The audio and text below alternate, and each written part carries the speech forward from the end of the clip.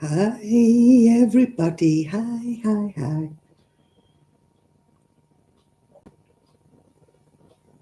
Oh, the coffee's not too warm.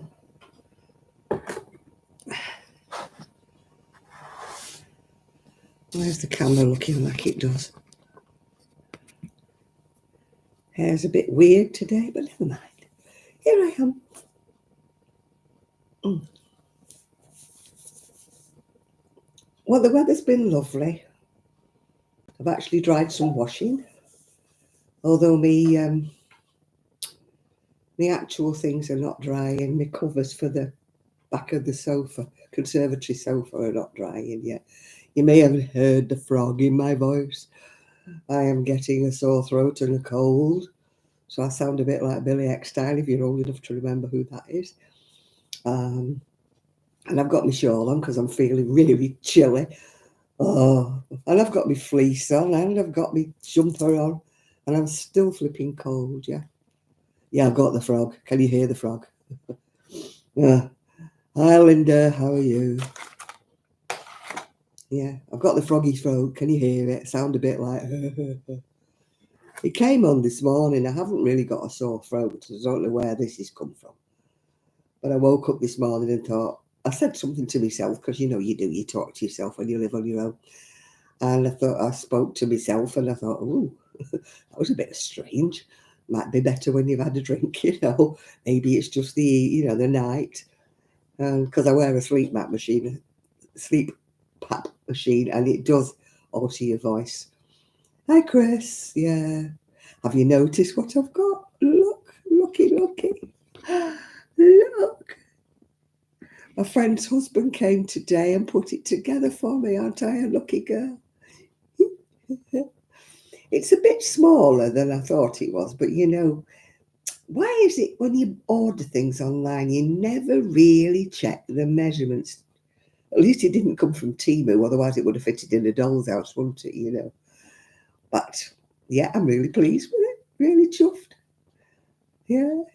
A kitchenette it is, or we call them a kitchenette. You call them a hutch. A hutch has a rabbit in over here in England. We obviously have different names for them. Yeah, I haven't filled the bottom. The bottom, ooh, Janet, get out of the way. Bottom bits. Why am I in the way? If I move, maybe you can see. The bottom bit's got louvered doors. What on earth was that? Something fell down. Louvered doors. And I've got me coffee, tea, and I nearly said coffee, tea, and milk, but it's not coffee and tea. I've got my fruit bowl there. So I'm getting ready. I'm getting there. Getting there. Good evening, Connie. Good evening, Shad. The necklace is a bit pathetic tonight. I'm sorry, but it is. It's not much cop tonight. I nearly didn't have one on because I've got coming down with something. So I'm feeling very sort of... I'm going to take some Nurofen, so... Yeah, so I'm quite... Oh, I don't know. I've had a very busy day. Well, I haven't, actually. I've had a busy day watching people have a busy day. My friend's husband said that he would come and put it together. You always order things and they come flat pack, don't you? Yeah, I've got some kind of a cold, I think, Chris. And it came flat pack, and I took one look at it and thought, there's no way in this world I'm going to be able to do that. Anyway, my friend said her husband would do it for me. Yay! So he did. He had a bit of a struggle with it. It said, what did it say? 90 minutes, it said. He said it was more like 90 hours, yeah. But he was doing it on his own, and it did say it was a two-man job. So I think he did very, very well considering, yeah. Yeah. Hi, Val. Yeah. Yeah, I've taken up smoking, yeah. Can you hear the voice, Val? I don't know what's happened to it, but I woke up with it this morning. Oh, dear. Do you like my kitchenette, Val? My kitchenette's God, isn't it God? Yay. I'm so chuffed. So as I say, I got up early this morning, had a shower. For once, the smoke alarm didn't go off with the shower. Don't ask me why. I'm in a different room with the door shut, and I don't have hot showers. So why on earth would my smoke alarm go off when I have a shower, but it did the other day. Anyway, it didn't yesterday. It didn't, sorry, today, didn't this morning. So I got up, went to Aldi, I know, all the posh places I go to. By the way, excuse me, there's only 2 thumbs up and there's 29 people in the room, so somebody is slacking. Anyway, it's sexier, oh, maybe, yeah. I remember once answering the phone to somebody when I was working, and he said, oh my, oh my. He said, that's a lovely voice. I said, oh, is it? He said, yeah, rather like a sexy Donald Duck. That's me, all right. Sexy Donald Duck, yeah.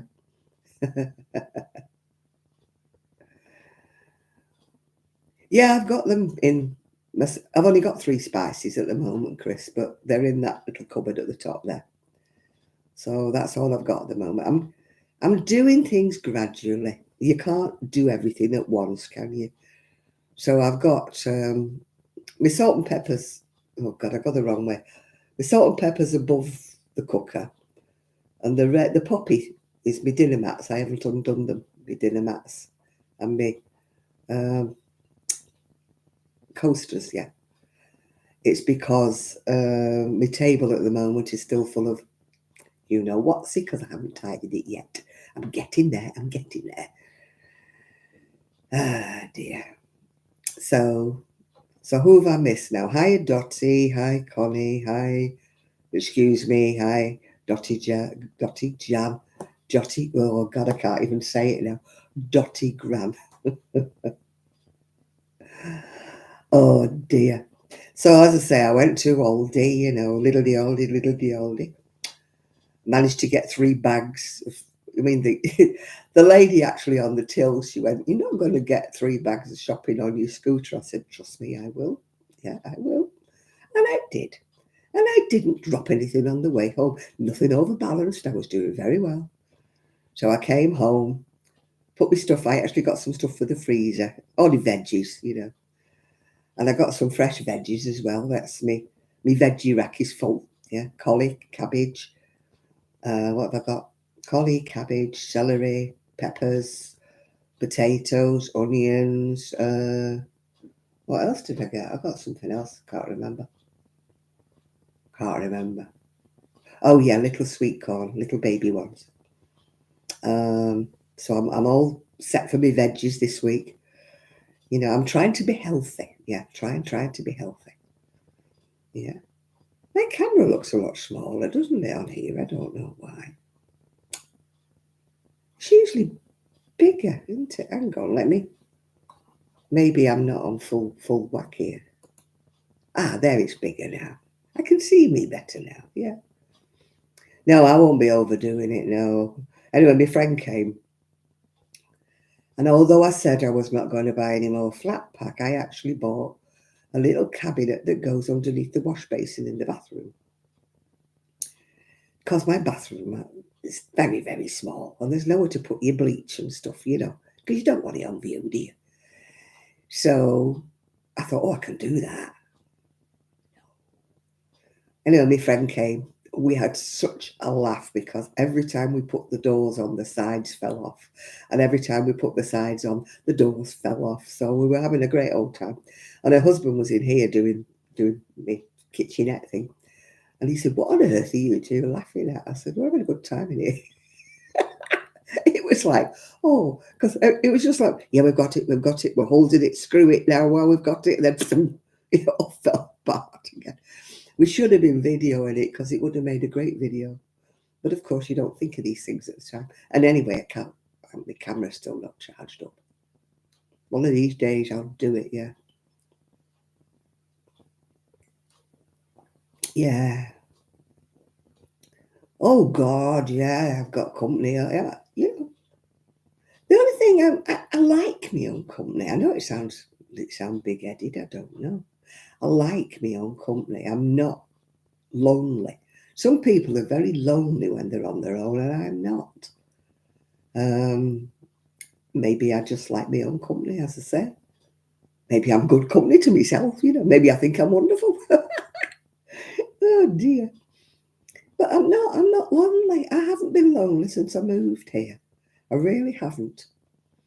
I did some washing, pegged it on the line, get me, go me, woo-hoo. Well, I don't have a tumble dryer anymore now, so. Well, I do talk to myself. That's how come anyway. I had a froggy voice this morning. Because I was talking to myself and I said, come on, get up early. Your friend's coming over. You don't know what time she's coming. You better go and get your shopping while you're still. So I dashed in the shower, pre-breakfast, dashed in the shower, got that bit over with. And it's great by shower. You have to dance about to get wet. I'm used to a power shower. This one, it's like a trickle. It's like standing under a very slow waterfall, but it does the job, doesn't it? No good at moaning, is it? Yeah. No good. I'm trying to be positive about everything. Anything that's going wrong, I'm trying to be positive about it. You can't have perfection, can you? You have to put up with these little things. You can't have it all.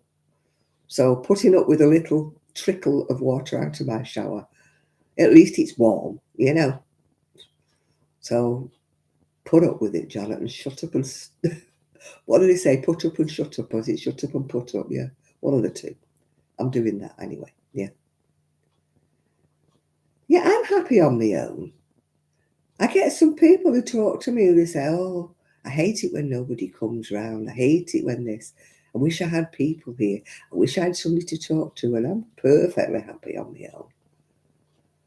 I think I've had 30 years of practice, really, before I came to live with my son and daughter-in-law. I had 30 years of practice living on my own. And I used to talk to the dog. Well, that was an excuse. I was really talking to myself, but I used to talk to the dog. We used to have long conversations, me and the dog, yeah. He always agreed with everything I said. He was wonderful, better than any fella. What do you think we should do today, Buster? Shall we do this? He never said no. If I said, shall we climb Mount Everest, he'd have just said yes, in his doggy way, yeah. And Gigi was as good. Gigi did that, yeah. Gigi agreed with everything I said. Especially when I said, you want a biscuit? Yeah, he agreed with everything I said. Yeah, I like the freedom of being on my own. I mean, I have been getting up early because I've been no reason to stay in bed these days. But if I wanted to stay in bed, I could. Yeah, I could stay in bed. But the weather's been quite nice. I don't know whether it's just changed because I've come here or maybe it's warmer here. I don't know. But, I mean, it's been raining on different days, but I've had quite a few sunny days. Like I said, I put my washing out on the line, which is great, I still can't get my conservatory cushions to dry yet. I couldn't put them in the washing machine because they were too big. So I had to wash them by hand and put them outside and scrub them to get them. Well, the stains haven't come out of them, but I know they're clean, if you know what I mean. So I'll take photos when I've done, because I've got some red fleecy covers to put over the top. Because even though I know the cushions are clean now, they still don't look, great. So I thought, cover them up.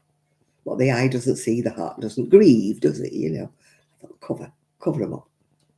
I wanted purple, actually, but they didn't have any, so I had to settle for red, yeah. Red is my next favourite colour to purple, as you probably gathered. I was dressed in purple today. Yeah. Oh, and I got given a four-wheel wheeler thing, a walker. I got given one, yeah, by a lady who was updating hers, getting a fresh one.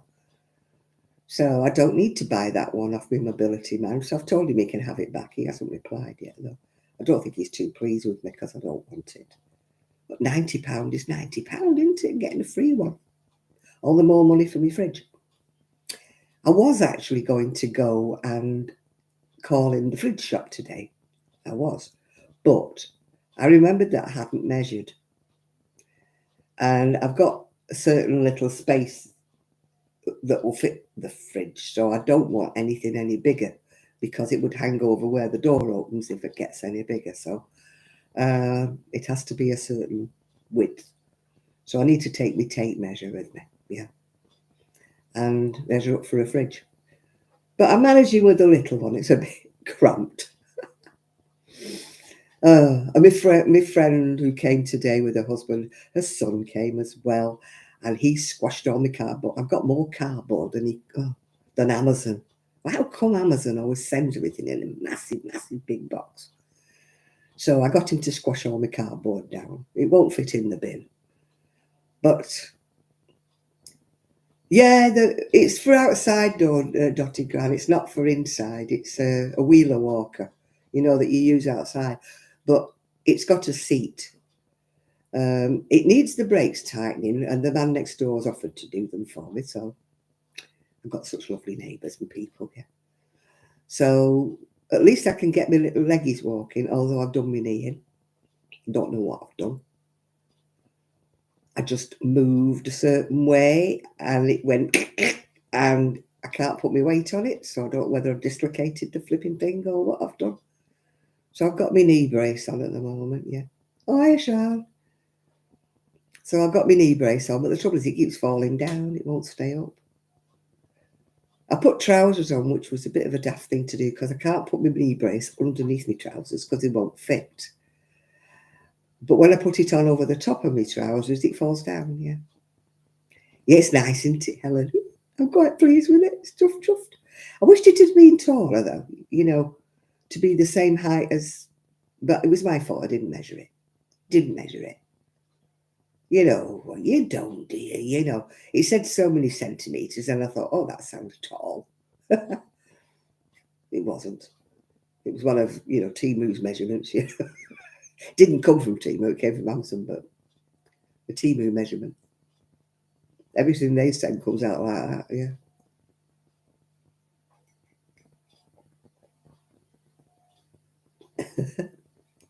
My friend's husband saw me mug and he said, I thought it was Elvis Presley. I went, no, it's Frida Kahlo. I still managed to keep nails on that hand. They've all gone on that hand because they snapped off.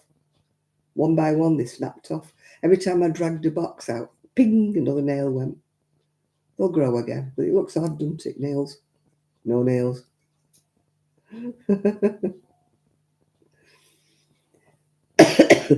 My hand, they're always acting up. I wear these a lot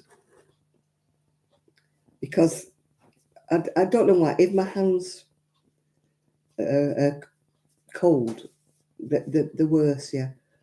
I mean, I read with somebody had just been told that they had osteoarthritis in their hands and not to do any crafting. And I'm like, no, it's doing crafting that keeps my hands actually moving. Yeah, I don't do as much as I used to because I have to keep stopping, as you know. But if I didn't do anything, they told me mum that. And she tried it for about a fortnight, not doing any knitting and that. And she couldn't move her hands at all. So she said, I can't be coping with this. Yeah. I can't use it inside because it's wide. And I wouldn't get it in it. No, I wouldn't. I just wouldn't. It just wouldn't fit. I've got like a corridor, which is hall, but it's got a radiator that sticks out. Those radiator covers, fancy things. It sticks out. So it's quite narrow on my hallway. I'd never get down it with a wheeler. I'm not that bad, actually. Touching wood, she says. Not that bad, yeah. So cold, and I don't know why the heating's on. Oh, I don't know why I'm cold, but I am.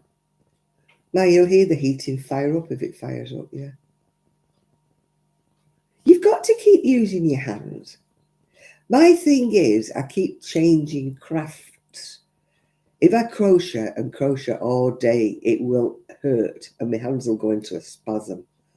But if you swap between knitting, crocheting, sewing, whatever, you're using different hand movements.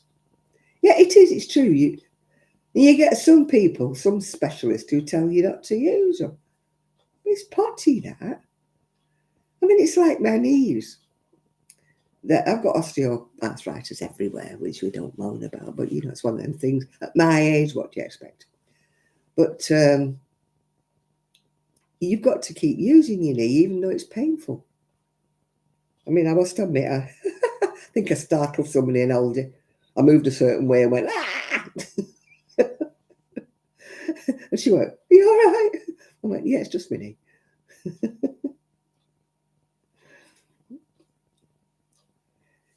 Yeah, you could do with that, couldn't you? Like they have in the airports, you know, like the rolling, that rolling staircase they have. Yes. Are you volunteering, Val? Are you volunteering to sew me a basket? A nice gingham one would be nice, wouldn't it? Red and white gingham. Or boho fabric, yeah. Yeah, I was thinking of that. Something on the top, yeah. That I don't need every day, like my mixer or something. But I don't want to put something too heavy on, because you know what these flat packs are like. Might topple over. Yeah.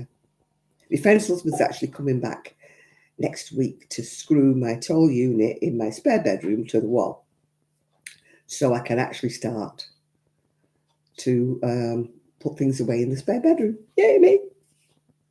Go me. I thought he might be able to do it today, but apparently it needs two little brackets that holds it to the wall. You know, me, I'd have just banged two nails in, but, you know, apparently you can't do that. So, you know, being a man, he has to do it properly. So he's going to put two little brackets that hold it to the wall so it won't topple over. Because, you know, being IKEA, you know what they're like. Puff a wind blows them over. So I don't want to put things in and have it fall on anybody who's in my sofa bed, you know. Yeah, well, we don't have a Joanne's, so, you know, obviously I hear about it because I see it on people's, you know, videos when they've been to Joanne's and bought things from Joanne's. But with us over here, it's all the little wool shops that went, mine included, yeah. You know, we can't, I'm saying we, like I'm still doing it. They can't cope with online sales, because online sales, you get the discounts, you get the bargains, don't you? And if you're a little shop, you know, you've got to have a variety of things, and you know, you don't get the discounts because you don't order in bulk like something like Joann's and things do. You're paying, well, wholesale price obviously, but you're paying the top wholesale price. Whereas if you're somebody like Joann's who are ordering in big amounts, they can command a better discount, yeah. So they get things at a far reduced price. So they can sell it at a far reduced price, which the little shops like me, myself, we have to sell everything at list price, which, you know, you can't compete, can you? You know, and yeah, it got put up today, Seaside. Yeah, my friend's husband put it together for me. Yay, me. Yeah. Vala said I need something on top, like a boho basket or something. I haven't got any baskets, Val. I did have baskets, but hey, I haven't got baskets now. I've got little baskets. I've got two little baskets here, which I don't think I can show you, but they're red and white. Well, red and basket coloured, yeah. But they're not that big. A nice one. Yeah. Yeah. I could do with making one of them yarn baskets like Sheila makes, but every time I try them, they flop. I'm no good. Mine don't stand up, mine go through. Obviously, my tension isn't tight enough, or my wool's not thick enough, or something. So I don't get a basket, I get a floppy container thing, whatever. That's what I get, yeah. I'm still doing my shawl. Done about 6 more rows since you saw me last. It's doing very slow because I'm not in the... Look, it's got bigger. It has got bigger. And I've still got yarn on this. This cone is never ending. I keep thinking, I'll go a bit more, do a few more rows. I'll get to the end of the cone. It's never ending, is it, this cone? Never ending. Put it on the floor. I'm hoping to get to knit club on Monday. If it's fine and I can go on my little scooter, because I can go to the tram then, yeah.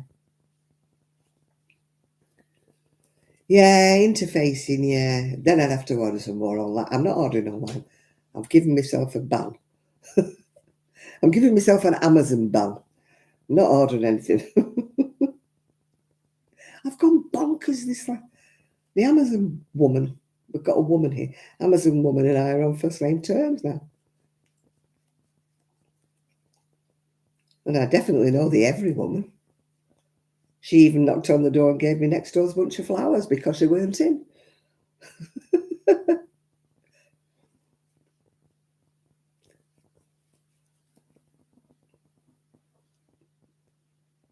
Our milk jugs are tiny.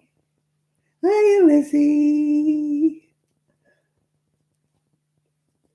Yeah, I'm not much good at sewing. I've got to shorten my curtains, but I need to get me.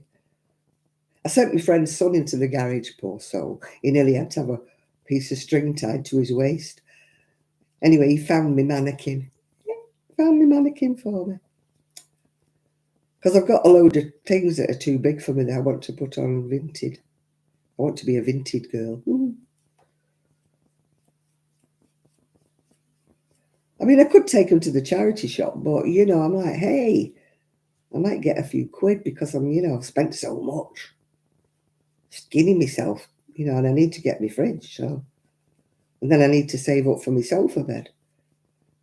So any pennies come in helpful, yeah. When I'm a rich YouTube star, will I ever get paid from YouTube? uh, you know, when I become an overnight sensation. Oh, come on, there's 52 people in and I've got 21 thumbs up. I am never going to be an overnight sensation. I'm never going to be Miss Wonderful that everybody recommends. I'm like, come on, no, come on. YouTube doesn't even know I exist. Oh, dear. I did get a phone call today, but unfortunately I had to cut her short. And it was a subscriber of mine I bumped into at the Northwest Walsh show. She came and said, "It is Jan, isn't it?" And I went, "Yes." And she said, "Oh, I've been a subscriber of yours for ages." But she didn't want me to mention her name on here. But you know who you are if you're watching. Anyway, she rang me today and I had to cut her short. I felt really awful. But I had, a house full. So I always think it's sort of rude to have a phone conversation when you've got people in the house, So I had to say to her, "Sorry, can you phone me another time?" Hopefully she understood. Sounded like I was fobbing her off, the poor woman. I mean, normally I would have been glad to sit and chat, but hello, yeah. No, it's not new. It's one I've had. It was in the shed. Anyway, it must have drifted from the shed into my house things, yeah. So it's sort of purple and green. I don't know whether you can see it's looking blue and green on the screen, but it's purple, lilac and green. I don't actually think I made this. I don't remember making it. I think somebody made it and sent it to me. Yeah. So I don't know much about it. I'm sure I didn't make it myself.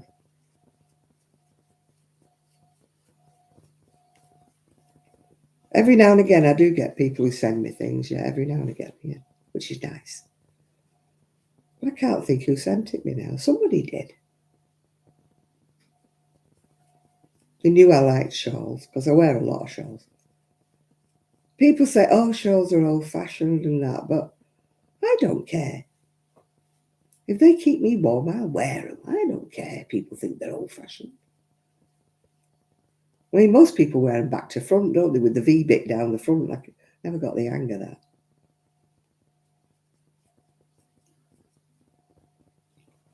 I wear it the old lady way. Keep your back warm. That's the way I wear it. I'm sure this heating's gone off. It's not on. So I don't know what yarn it is or anything about it. may have even come from America. I don't remember. I don't think it did, though. I think it was somebody in the UK. Oh, do you know, I'm terrible. I think I'll remember when people send me things that I don't. I've got the memory of a goldfish, you know. Is it once round the bowl and you've forgotten? Yeah. That's me.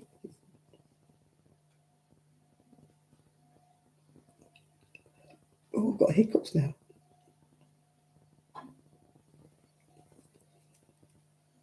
Oh, excuse me, hiccuping.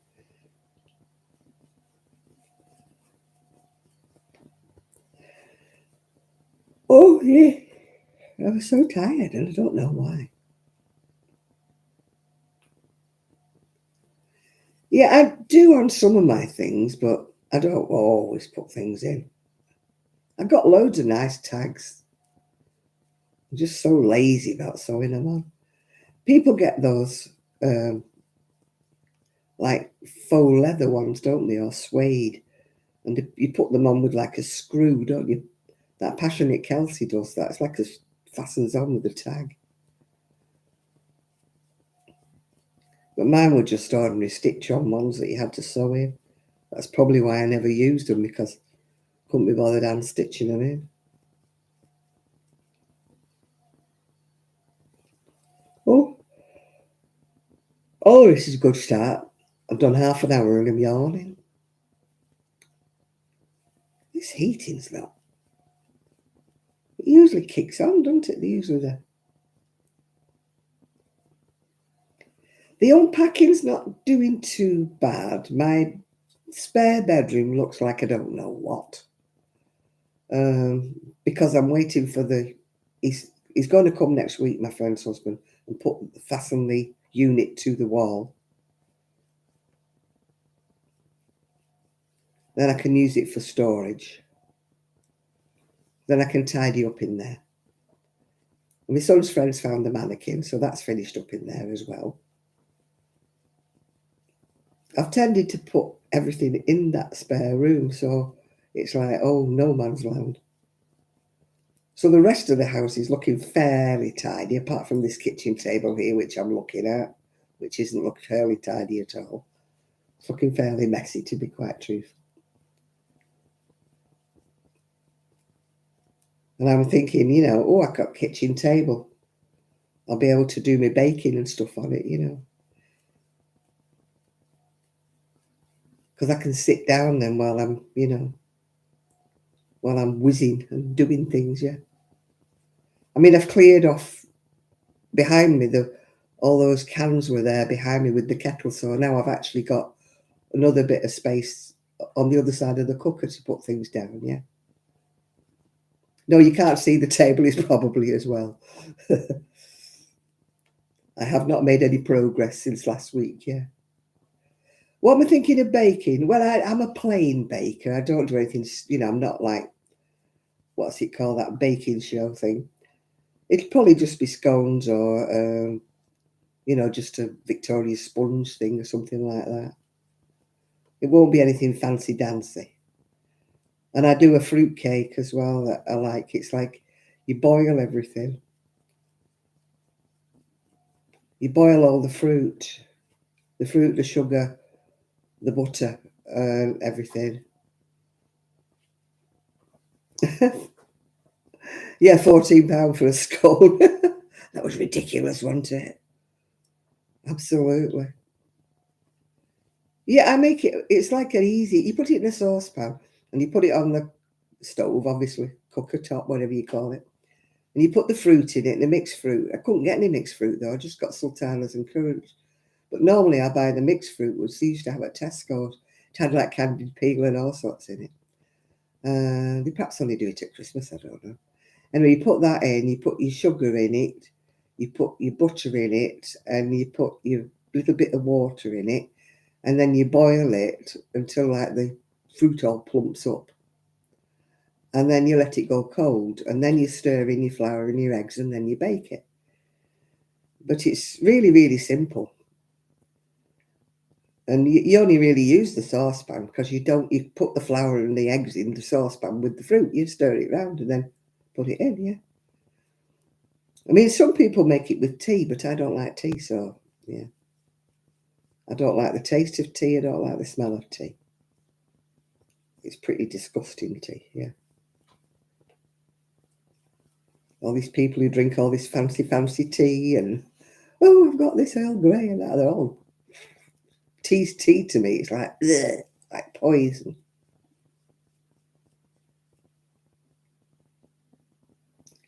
I always thought pound cake was more like Madeira. I don't think it ever had any fruit in it. From what I gather, I've never made pound cake because I don't know what it is. But I know Americans make pound cake. But I thought it sounded more like sponge from what I'd heard, yeah.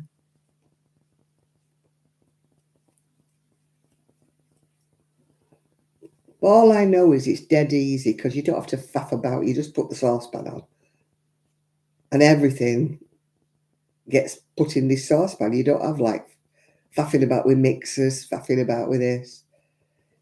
You know, you can make it and then obviously go and do something else while it's bubbling. And then you turn it off, let it go cold. And then even the following day, you can put the flour and the eggs in. And then you can bake it, yeah. It used to be a firm favourite with everybody that used to come. If I can find it, I mean, I can't remember which book it was in. It's one I've had for years, and I can't remember where it's in now. But it's if you Google sort of um, boiled fruit cake, I'm sure you'll find the recipe because everything's on YouTube. Not YouTube, everything's on Google these days. I don't even know if I've still got the recipe. As I say, I used to make it, but when I moved, loads of my books disappeared. I didn't lose my B-roll book, thank goodness for that. Those of you in the UK will know what B-roll is. It was a flower. And they gave away free books at one time. For the centenary, they gave these free cookbooks and there were cakes and that. And it was like the Bible to me. I believe they're selling now for ridiculous amounts of money. Because obviously they don't still do them because I don't think B-roll still do flour. Mary Berry does one, does she? Oh, knowing her, it'll have all sorts of stuff in it. She'll be having a dash of this and a dash of that, or some vanilla essence and something else.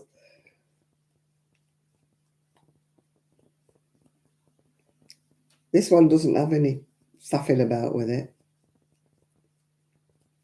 That's what gets me about that bake-off show, baking show.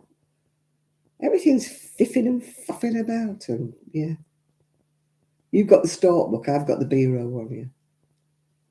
You know, they never make anything. They always have to have 74 different ingredients, like, don't they? A dab of this and a dab of that. You know, I'm a plain cook. I learnt to cook with my mum, like, and she learned to cook when things were short supply, money was scarce. You didn't have things like vanilla essences and stuff like that.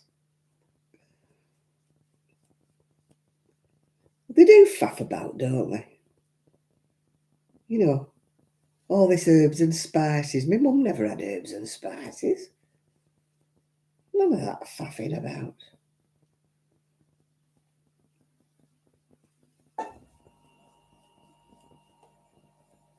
Oh, I got excited and I thought the heater had come on. It was the freezer. I got some ice cream today. Yay! Go me. Oh, I got strawberries as well. Forgot to tell you that. Strawberries and cherries. I got some cherries.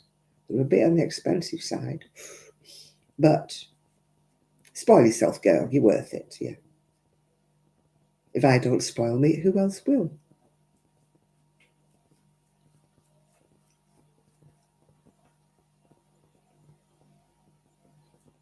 I don't watch that baking show. I can't be coping with it. They're all faffing about too much for me.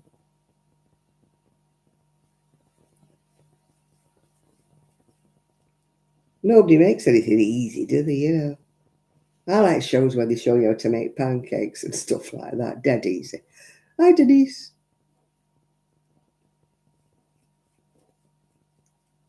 I've been watching a bloke on YouTube. I can't remember what he's called now. But he makes like things like corned beef hash and stuff like that. And I'm like, that's more my kind of cook. You know, he don't faff about. He don't put all this garbage in. He don't put herbs and spices and rubbish in. He just cooks it plain, onions, carrots, potatoes, yeah. My kind of cook, yeah. Hi, Julie. Oh, I don't mind Prue and I don't mind Paul Hollywood, but I don't like all this faffing about.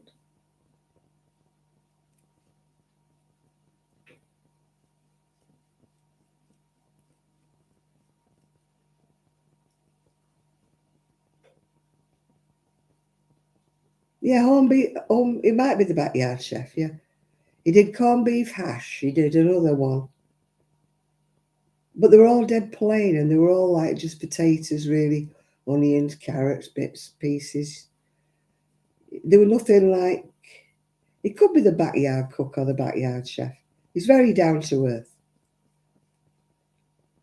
He don't make anything like you said, millions of herbs, you know. I mean, I watch people and they're making things and they say, oh, you need the dill, you need the oregano, you need this, you need that. And I'm thinking, no, you don't. What are you putting all that stuff in for? Yeah.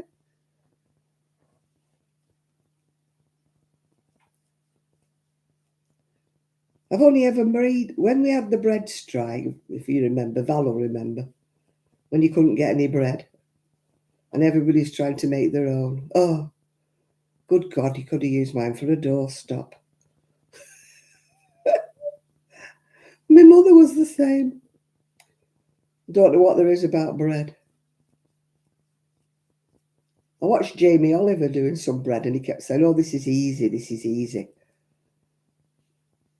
You only need this, that, and the other. And I'm thinking, I mean, the mixer I got in the charity shop, it has a bread hook. And I know that Sian's been making her own bread. But I don't eat that well. I don't eat that much bread. I would eat too much bread. Yeah, I like plain stuff. I don't want all this herbs and spices and rubbish and stuff. My son says, oh, it's flavour. I said, no, it's not. It's mucking about with your food, yeah. My mother never mucked about with food, yeah. Yeah, if I put herbs in anything, I get them out. Well, I used to grow. I can't grow anything. I've definitely not got green fingers, but I could grow herbs for some reason. That's the only thing I had any success with was a few herbs. My mint used to take over the world, yeah. And yeah, I've never made bread successfully. Neither did my mother. She gave it up as a bad job. And I'm not buying a bread maker because that would encourage me to eat too much bread. Yeah, they don't. To me, they overpower the food. You know, all you can taste is the herbs. You know, like you stick thyme in something and stuff like that. And I'm like, all I can taste is that. The only thing I used to use was I used to marinate meat in red wine because you can't taste the red wine, but it softens the meat and the meat is so tender. If you buy the cheapest meat, which you can't get these days, because don't ask me why, there's no such thing as cheap meat anymore. But I used to buy things like skirt, it was called. It was a really cheap bit of meat. And you cut it up small and put it in red wine. And I used to put garlic in with it as well, because I like garlic. Garlic and red wine and stick it in the fridge overnight. And it was beautifully tender in a casserole the day after. Absolutely beautiful.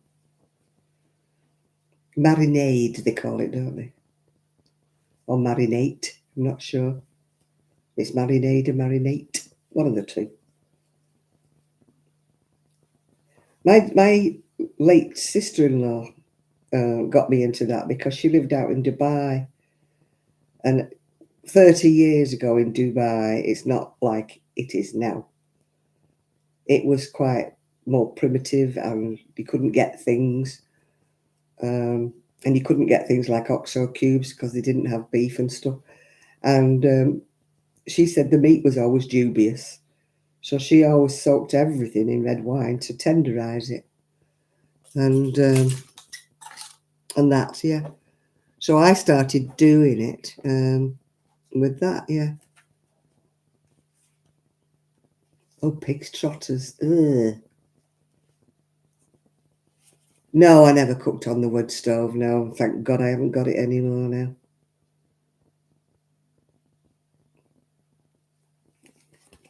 That is the bane of my life, that blinking thing. I thought it'd be lovely. I thought it'd be wonderful, and it was such a pig to clean.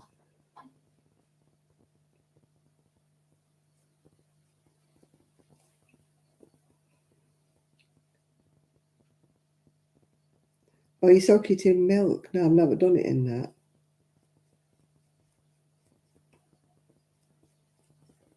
No, I've only done it in the red wine.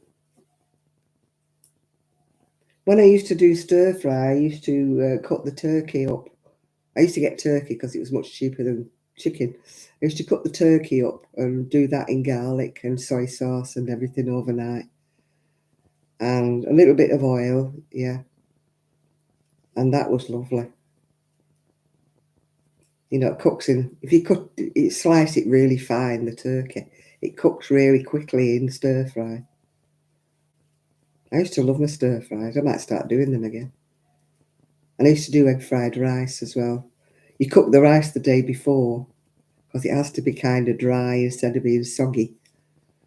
And I used to do it with peas, prawns, like the little baby corn, water chestnuts, and yeah, then you do the egg at the last minute, yeah.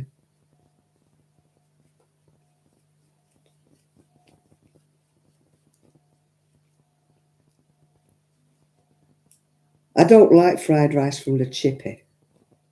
They always, it's always brown. They always put soy sauce in it and make it go brown, and I don't like that.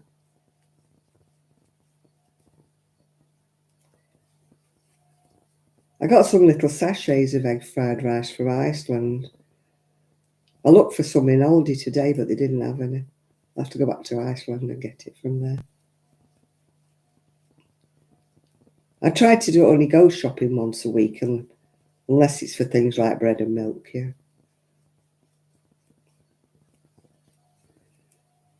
Then I know what I've spent, that's my week, you know.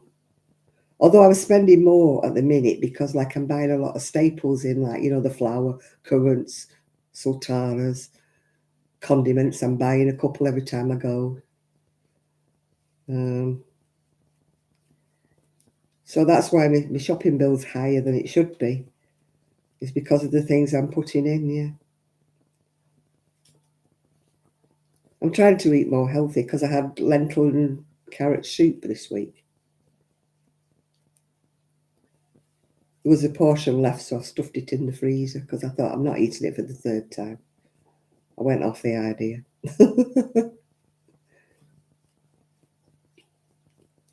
So I bought a cauliflower and I bought a cabbage. Oh yeah, he did cabbage. That bloke we were talking about, the plain cooking. He did cabbage and onions and whatever it was, and it looked really nice. There was no meat in it. I like cabbage with cheese.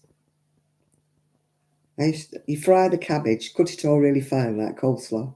Fry the cabbage with, and then you cook it with cheese. I think it's cabbage and onions I used to do with cheese. I like cauliflower cheese. I can make a meal out of cauliflower cheese.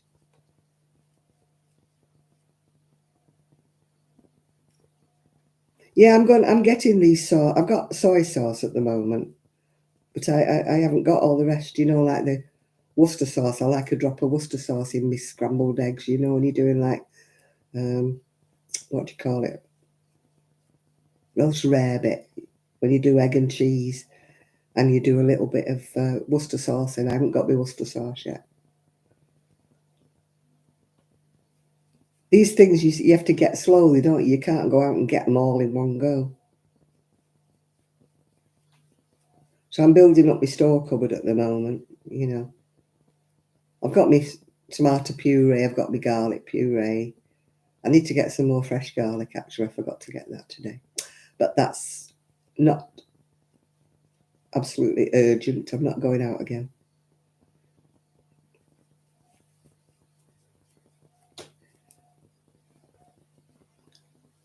Yeah, I'll be doing a bit of batch cooking, yeah. I'm going to tend to concentrate on like soups or stews or things like that, yeah. Oh, I did get some fish. I'm going to do fish tomorrow. But I got, what did I get? The cheapest fish. I think it's either pollock or something. I don't mind other, as long as it's fish, I don't mind. But cod's gone really, really expensive. I believe it's in short supply. The chippy I used to go to, you know, the really gorgeous one in Prestwich, he's stopped doing cod because he said it's just gone too expensive, you know, and he doesn't want to pass the cost on. So he's using haddock and other things instead now. Am I close to the shops? Yeah, I'm not that close to the shops, but at least I don't have to go down the seafront and get battered. That's what I didn't like, was getting battered by the sea and the wind, and every time I went anywhere to the shops, I had to go up the flipping seafront. It was so windy. I can honestly say it's an overcoat warmer here. Absolutely, there's no wind. I used to lay in bed at night listening to the wind howl off the sea. Some people like that, you know, and you could hear the waves crashing and that. I didn't like it. It made me feel cold.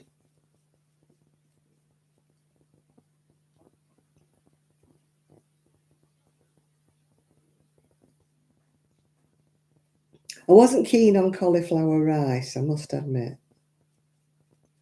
But I think it didn't have enough, you know, taste in it for me, salt and pepper and stuff. I don't mean flavour, herbs.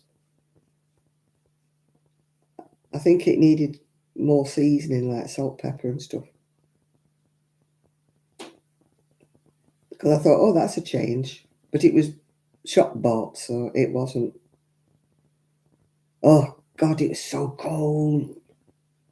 It was freezing. Hi, Enid. It was absolutely freezing where I was. Freezing cold all the time. Cold, cold, cold. I was sick of being cold.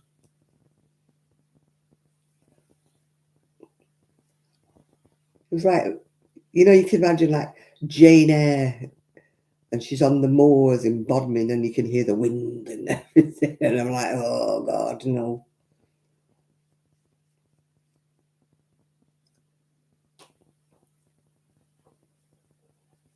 Oh, it was awful. I used to think I had Bet's palsy when I'd been down the seafront. Oh, whatever side of the face was closest to the sea.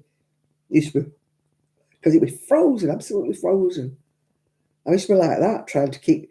I was going down the seafront, steering with one hand because I'd have my hand up like that. I used to wear a hat, you know, with earpieces on because I was so flipping cold.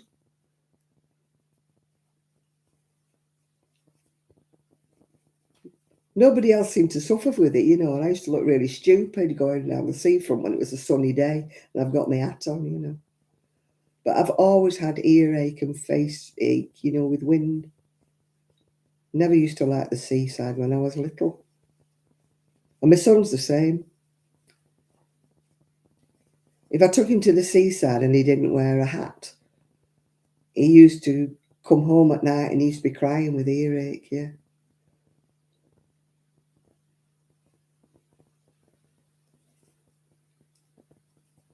So he used to be the only kid on the beach with a pair of shorts and a t-shirt and a hat. And he used to say, I don't want to wear a hat. I don't want to wear it. I said, right, well, you don't wake me up crying in the middle of the night with your ears. We must have weird ears. Yeah, even on a sunny day. My ex-husband used to laugh at me. We used to go abroad and it used to be so hot. But the minute that sun went down at night, I used to have my coat on or my cardigan on, and he said, "Oh, come on. Oh, come on. What you got the cardigan on for?" You know. I think that's where I got into wearing shawls, because I would take a shawl with me because he didn't moan so much when I wrapped myself in a shawl as he did when I put my cardigan on. He kept saying, "You don't need a cardigan. It's cracking the flags out here." I'm. They keep saying I'm lactose intolerant, but I don't believe I am. I don't know what it is. My family used to have me drinking that lactose-free stuff, but I don't like the taste of it. It tastes really sweet to me. So I've actually got ordinary cow's milk here, but I drink so little of it. I get it really for company, and company comes, so I can put milk in somebody's tea, yeah. I've not bothered getting the lactose-free since I moved here, so. It tastes sweet to me. It tastes different to milk. And almond milk, rice milk and all that. Oh, God, no. It's vile. I'd have to give up milk altogether if that was the only thing I could be drinking. Ugh. No, I don't take milk in my coffee or anything like that. The only time I have milk is when I have my porridge or something.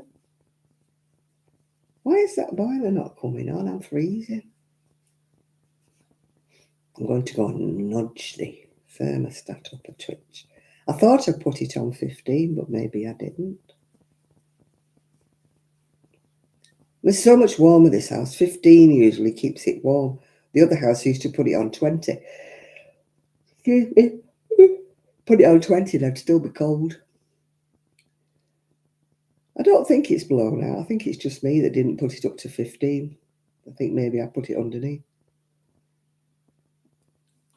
Why do I keep putting 9 into the space when I should be putting 10?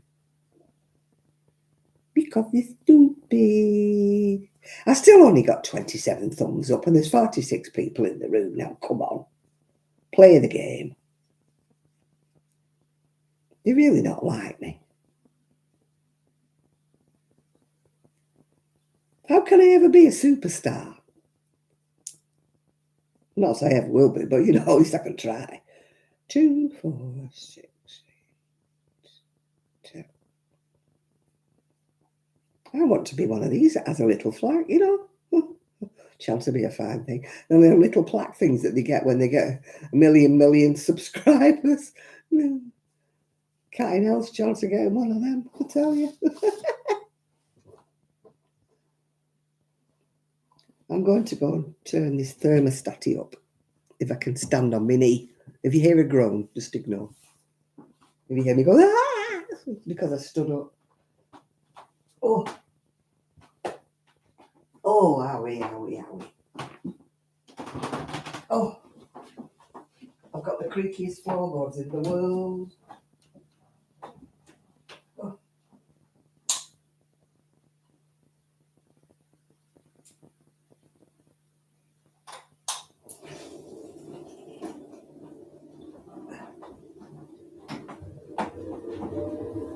There you go, it's roaring.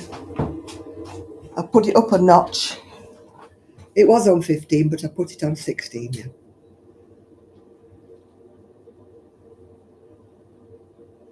Oh, God, yeah. My son and daughter-in-law didn't feel the cold like me. Maybe I didn't when I was their age, yeah. YouTube button out of marzipan. Yeah, we could do something. Yeah, you see them in the background, don't you? These people who've got this YouTube button thing. I'd have to make my own, Chris. Certainly won't be getting one off YouTube. I'm a star, I'm a star. Yeah, right.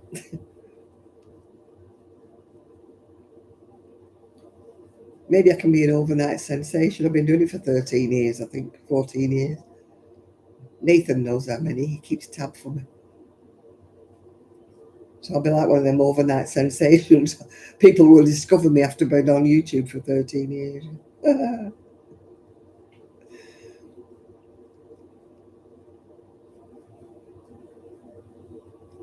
My subscribers have never moved in about 4 years. Hi, Ethan. They're very loyal. They don't leave me, but they don't bring any friends.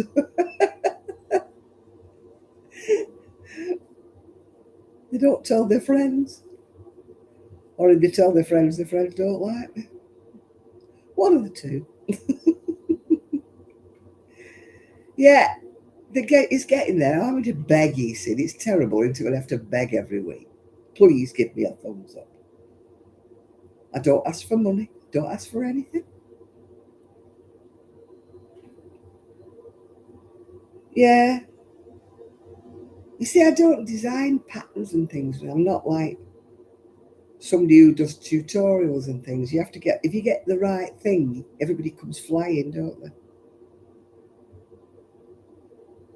You know, if you invent something that people think is absolutely wonderful. I can't do anything like that. I do my own things, but I can't write patterns. I can't tell people what I do. I haven't got the right equipment to do tutorials, and I'm certainly not spending hundreds of pounds to get the right kind of camera. So I will never be a superstar. Oh, you remember that, June? Yeah, I used to blog, didn't I, or whatever they call it before I did. The only reason I got into YouTube was I used to do a blog, and I did a blog for years. And then I got fed up of typing. Yeah. So I started doing a YouTube just as a diary for myself. I never intended anybody to actually watch me.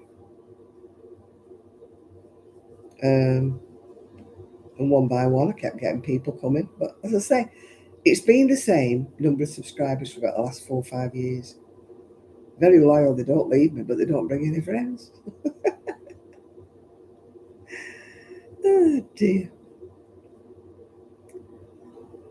I'm always saying, people are always telling me, make more videos, make more videos. But I'm a bit boring. I haven't got anything to say at the moment. Yeah. You know, I'm not buying new stuff. I'm not buying wool to show people. What do you do? My friends don't want to be in part of the videos. You know, Knit Club will look at me with horror if I mention getting a camera out. Oh, no, don't want to be on a camera, don't want to be on a video. So I can't get anybody interested in that from the knit clubs. It's just, you know, and I'm not crocheting as fast as I'm crocheting. And I don't plan on doing a guided tour around my house because that's just being plain nosy. You know, that's my personal space. I'm not being funny and all that, but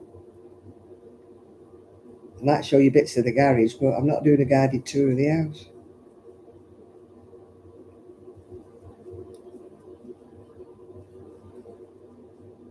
People wanting to look inside your bedroom. It's freaky, isn't it? Freaky.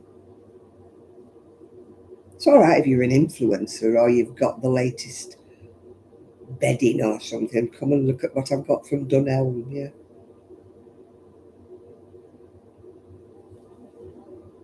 And I certainly don't crochet blankets, so there won't be anything on the bed.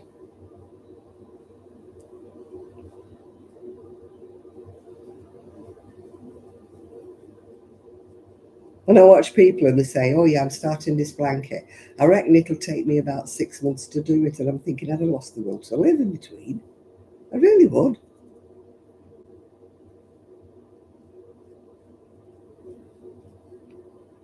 No, I'm not doing a house tour, no. Some people want to know everything. You know, to me, it's just like being nosy. Yeah, I wouldn't ask them, you know, to, okay, if you do a house tour, you know. You do his house tour of your house, and then I might show you mine, but you know. No. I'll probably show you the garage when I'm doing the garage, because that's like, my friend's son, he said, I'll take my phone. If you don't hear from me, I'll have disappeared. It's just a sea of bags. All you can see is just a mountain of bags. You can't get anywhere or do anything. I'm going to have to spend a whole weekend by dragging everything out onto the drive before I can get the shelves put up. It's just a nightmare. I can't do any knitting or crocheting because I don't know where anything is. I'd have to just open the first bag and see what was in that and use that. It might not be something I wanted to crochet with, but you know, hey ho. Yeah, how do they get given these things? The only one who wanted me to do anything was that Chinese thing, that Temu thing, and I turned them down. I said, no, I don't want to. If you give an order, give us all a whatever, you know. And I thought, no, I don't want to. Thank you very much. I've never successfully really bought anything from Temu that I've actually kept and liked. Most of it's finished up in the bin. My friends say, oh, it's marvellous, oh, it's great, it's this. Maybe I just ordered all the wrong things, I don't know.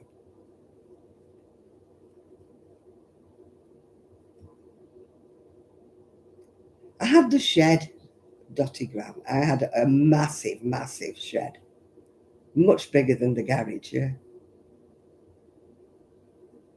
Oh, the people who've bought it have ripped it off, my wallpaper. They don't like it. They don't like colour.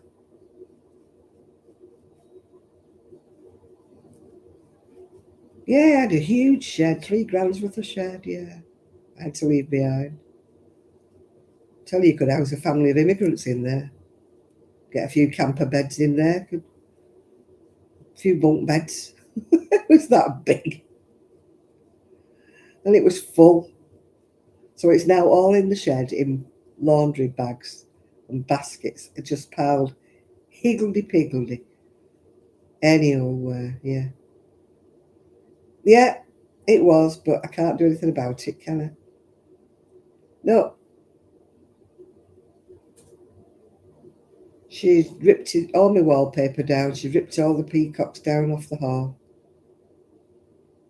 All gone. That's why I brought my curtains with me. My daughter-in-law said, why are you bringing the curtains? I said, because she's a beige person. She won't want my curtains, and I want them. I've got to put them up here, because guess what colour they are here? Beige. My daughter-in-law said, oh, look, a lovely carpet. I said, it's beige. So I've put a big rug down. I've got a rug with peacocks on it. You know me, beige, grey. Ugh. Grey, I call it. I cannot abide it. Anyway, it's out of favour. All the designers now are going for colours now. It's had its day, beige and cream and whatever. I'd rather have white, actually, than... I mean, I haven't got round to painting, obviously, in here or anywhere. It will get painted, eventually. Eventually.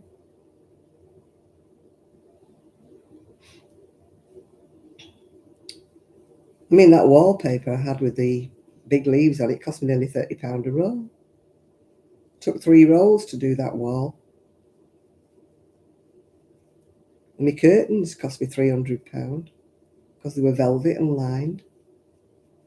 Was there heckers leaving them behind? They're going in my lounge.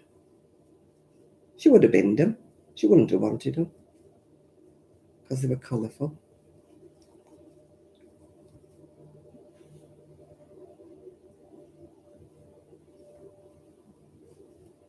No, they said it's like neutral is best and all that, but everybody now it's a con, isn't it? They want you to spend your money. They want you to buy new furniture, want you to buy new wallpaper. So they say grey, beige, trend. So everybody takes all the colour out of the house, paints everything beige, paints everything cream. That's what they want. The paint companies, the wallpaper companies, the furniture companies, and everybody follows on like sheep. Oh yes, we want it all grey. We've got, they said it's fashionable to have it grey. Grey curtains, grey carpet, grey this, grey that, grey the other. So now, of course, everybody's all greyed out. Everybody's done grey. Now the designers are like, yeah, but nobody's buying any more paint. Nobody's buying any more grey wallpaper because they've all bought it. Let's say grey is out of fashion. Let's say colours. Let's say pink. Let's say green. And everybody goes, oh, what a good idea. Green's the in colour. We'll paint the house green. It's, oh, I can't. They do it to make you pay, to make you swap your furniture, to make you buy your wallpaper. And everybody follows like a sheep. Not me. If grey's the in colour, I'll be doing something different, yeah. I'd rather have white, because with white, at least you can plaster the house with paintings and stuff.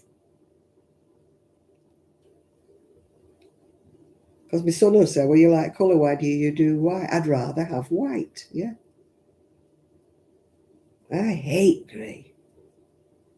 Hate it with a passion. Hate grey, hate beige. Beige is for people who are scared of wearing a colour.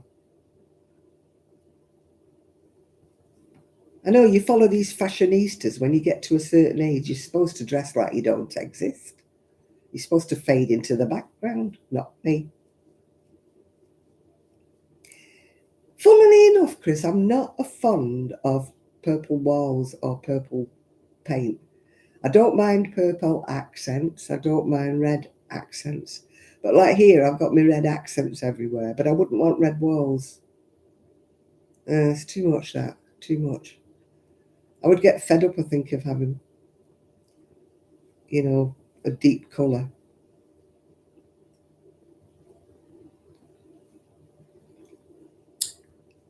So I don't know. When I get all my pictures up, at least it'll be a bit brighter, yeah.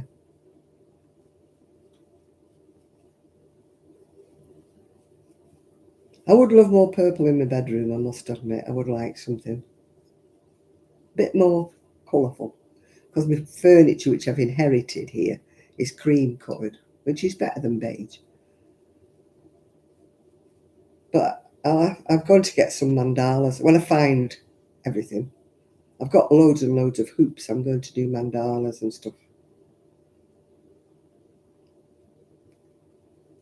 Yeah, but I've not got my pictures up yet. I've got one up at the moment. No, I've got two up. I've got my little dog up as well.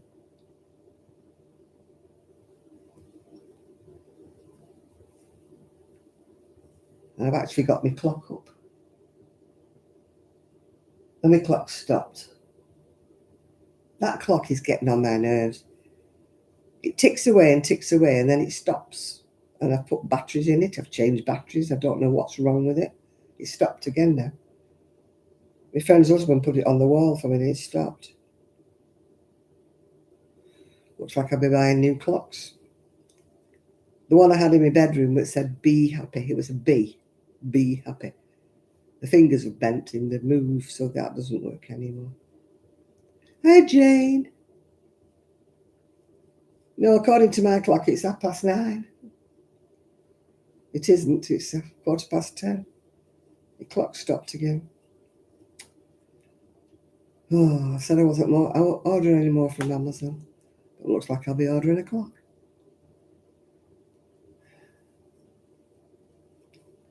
Actually, 2 clocks. I want one for my bedroom as well.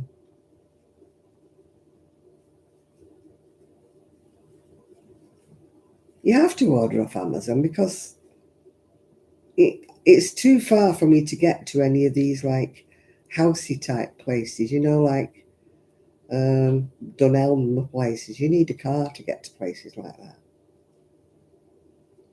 And I don't want to wait. My niece will come take me shopping, but like obviously she'll probably only come maybe once a month or so. I can't expect her to be here all the time because she's got her own life to lead. So, I mean, if I ask her, she took me to the hospital the other day. They didn't find anything, by the way. Obviously, it was my IBS kicking up.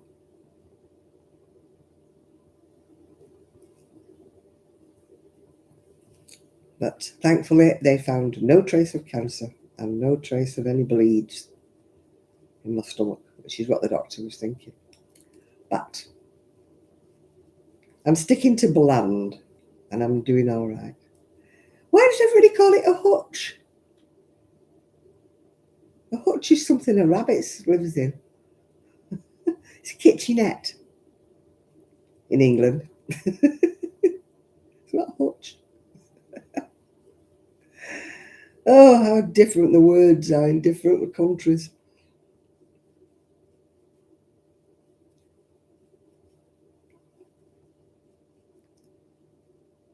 Hey, what passes for all right in one country can be classed as. Yeah, why do you call it a hutch? What do you put rabbits in then? What do you call a rabbit's house?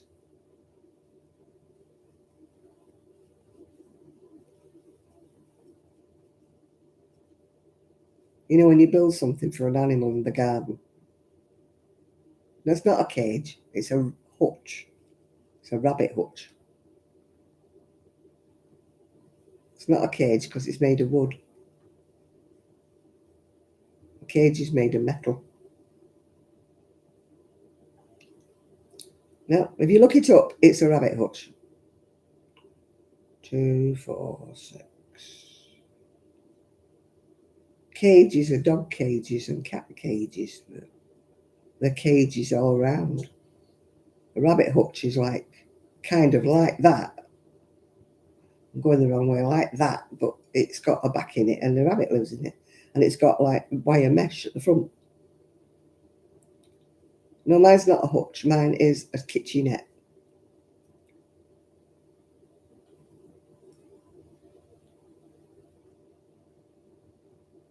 I would have loved a vintage one, you know, like the real old-fashioned vintage ones you see from the 1930s, 40s.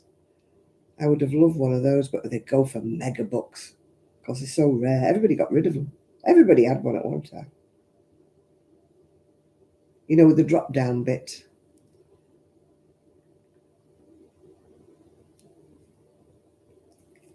Yeah, kitchen. It's a kitchenette, yeah. And they had a drop-down bit that you used to cut the bread on, yeah. But this absolutely go for mega bucks now. But every house used to have one. And funnily enough, that was the only place in the kitchen that you kept anything because people didn't have big pantries in those days. People didn't have the money to keep stuff in. You bought in as you needed it back in the day.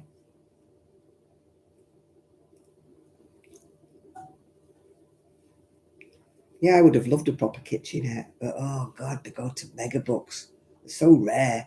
You pay hundreds for one now. I would have liked a Welsh dresser, but they were too dear. Oh, a walk-in pantry, yeah, we don't. They're not kind of common over here. It's like walk-in wardrobes. We don't really have walk-in wardrobes. I watched that bloke, that Ephraim, whatever he's called, that goes round houses that are abandoned, and like they all have walk-in closets and that, and that's just rare in England. You just have a wardrobe. Very rare you have a walk-in closet, walk-in wardrobe. You'd have to be really posh.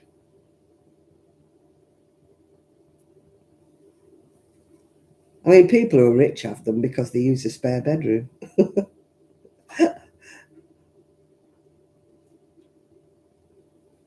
That Elaine Bush that I watch, she's turned her spare bedroom into a walk-in wardrobe. I've got some clothes in my second bedroom. Perhaps I've got a walk-in wardrobe.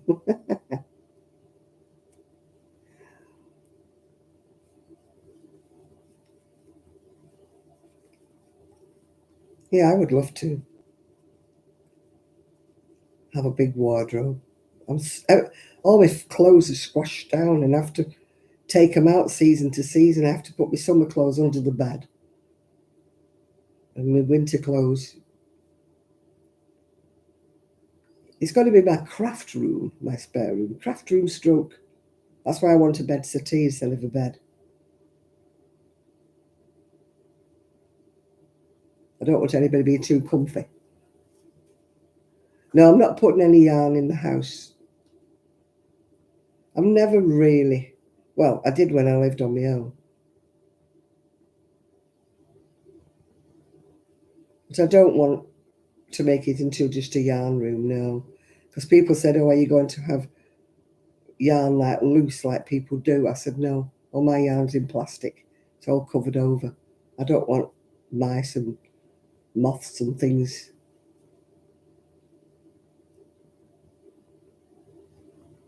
in it. Besides, it gets grubby. And if you've got pets, you get pet hair all over it. It looks pretty, but it's not very practical. And I'm nothing if not practical.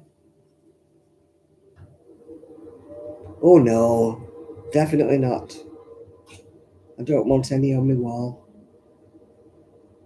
No, I don't want to put my yarn in here. I don't want it. I don't like my yarn open and loose.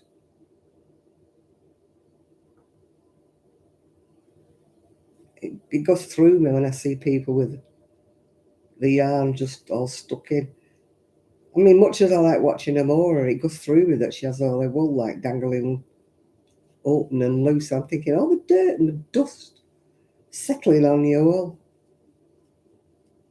Any passing moth can sit in it and live it. They'd have to.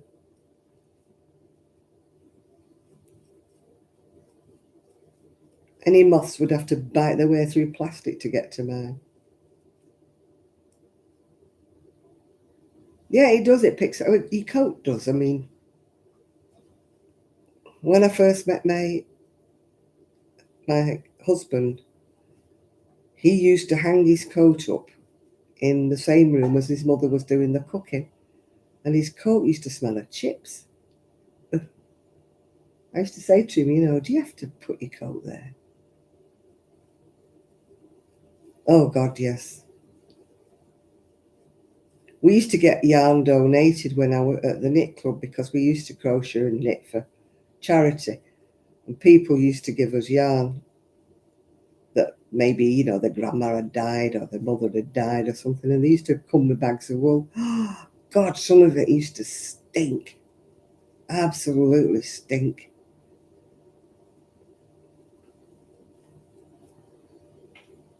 Hello, Jeanette. How you doing? Everybody say hello to Jeanette.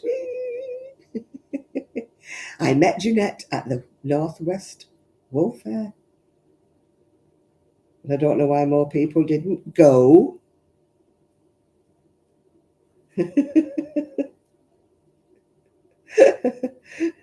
Poor girl, she just came in, just arrived, wandering through the lobby, like looking around, and I'm going, Jeanette, Jeanette. She's like, what, why, where, who? Because she didn't know me from Adam, and I accosted her. But when you feel like you know somebody, you feel like you've known them for years, don't you? And they don't know you at all, and you think they should know you. I did get recognised, though. I think I told you, a lady come up to me and said, are you Jan? And I went, yes. Oh, it was great to meet you. I met a superstar. I met two, in fact. I met you and I met Karen. Yeah. No, things take the smell of anything. Cooking is the worst, like I say. My husband, before he was my husband, his mother used to cook chips, next to his coat. His coat used to smell of chips. Oh dear. No, no, no. Yeah, everything. It's the same when you've got pets. I mean, if you've got your yarn loose and you have pets, I mean, don't get me wrong, I love animals as much as anybody does. And I used to have a dog myself. But I wouldn't have wanted, my son's two dogs, like, pushing up against my wool, if it was loose. We're talking about having wool loose on the shelf. It looks pretty, doesn't it? But I don't agree with it. Mine does not look pretty because mine's in cellophane bags, but I want to keep it clean. I do.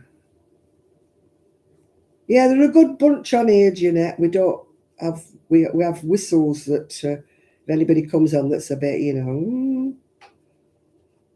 we go, you're gone.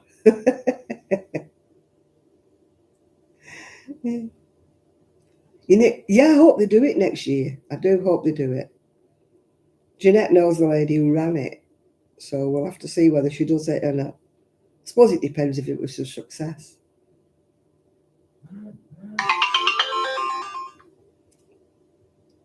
If it was a success financially.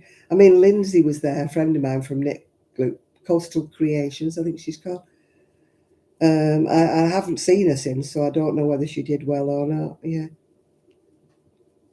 It all boils down to the nitty gritty and how much did they sell, and is it worth the while going again? Because especially if they had to stay overnight in the hotel, it wasn't cheap. And, they've got the expenses of going there, haven't they, and everything like that. It's all boils down to, is it worth it? I used to love going to the yarn, all the wool fairs and everything. But with having no transport, it's very difficult now. And nobody seems to want to do coach trips. If you are watching on here, Val, I am talking to you. This is my friend from Nick Club. We need to organise a minibus. Not sure who will drive, but I mean, when knit clubs were bigger, they used to organise coach trips because I've been on quite a few. I went to Cockermouth when it was there. Went to that one, yeah. You will you, Jeanette? Yeah, but you're miles away from me. If I was still living in Prestwich, I'd be all right. Yeah. But, gosh, I can remember when we used to go to Cockermouth and people used to come from Wales and they used to come on a coach and they'd be buying so much wool. They'd be having carrier bags and they'd be leaving it into the, the coat place, where you leave your coats. And you'd see them staggering back onto the coaches with big bags. But it was when they used to sell machine combs and machine knitting and everything, yeah. Oh, there you are, Jeanette. You look like Amy, whoever Amy Mann is, I'm not sure. Yeah. I actually met Dan, the handyman. He was in her bag. He's about that big, yay big. She makes them absolutely gorgeous amigurumis, unlike me, who cannot make anything that has a face. Ugh. I can't make anything that has a face. I was watching somebody and she said she'd made a fox or something, I think, and she'd taken the face off about 4 times. That's me. Some people just go zip, zip, zip with stitches, don't they? And they have this lovely expression on their faces, these dolls and stuff. Mine looked like Frankenstein. They look like Schwarzenegger with lumps in muscles in the wrong places, because I stuff them wrong. I either overstuff them, so the stuffing's poking out through the holes, or I don't stuff them enough and they're all floppy. When it comes to faces, oh dearie me. I'd be all right making dolls for the Amish because they don't have a face on their doll, do they? I've got a lovely book, actually, and I keep saying I'm going to make one. I know you're not supposed to say fat, but it's fat girls, and they're all wearing swimming costumes and everything. And they have little sofas and everything. If I find the book, I'll show it to you. But I've put my books out. That's where I have put my books out. I've done that bit. I haven't got to the wool, but I've got the books.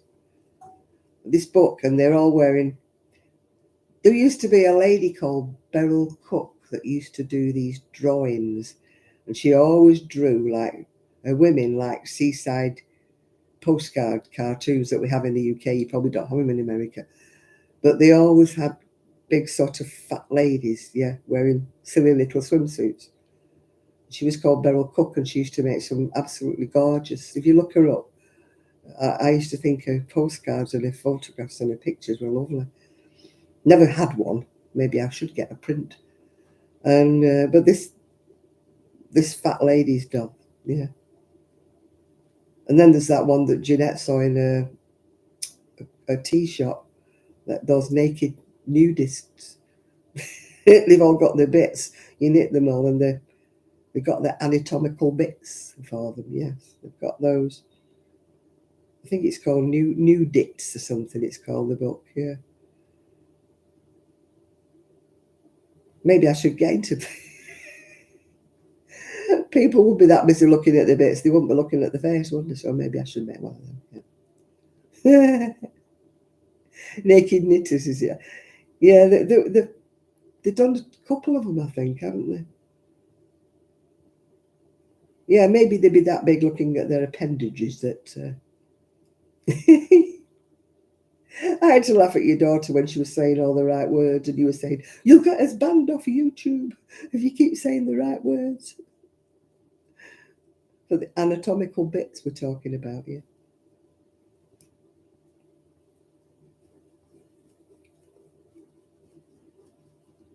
Do, do, do, do, do. Nude in it. Yeah, that's the one. I want to knit those fat ladies if I can knit them. I think I showed you the book, didn't I, Val?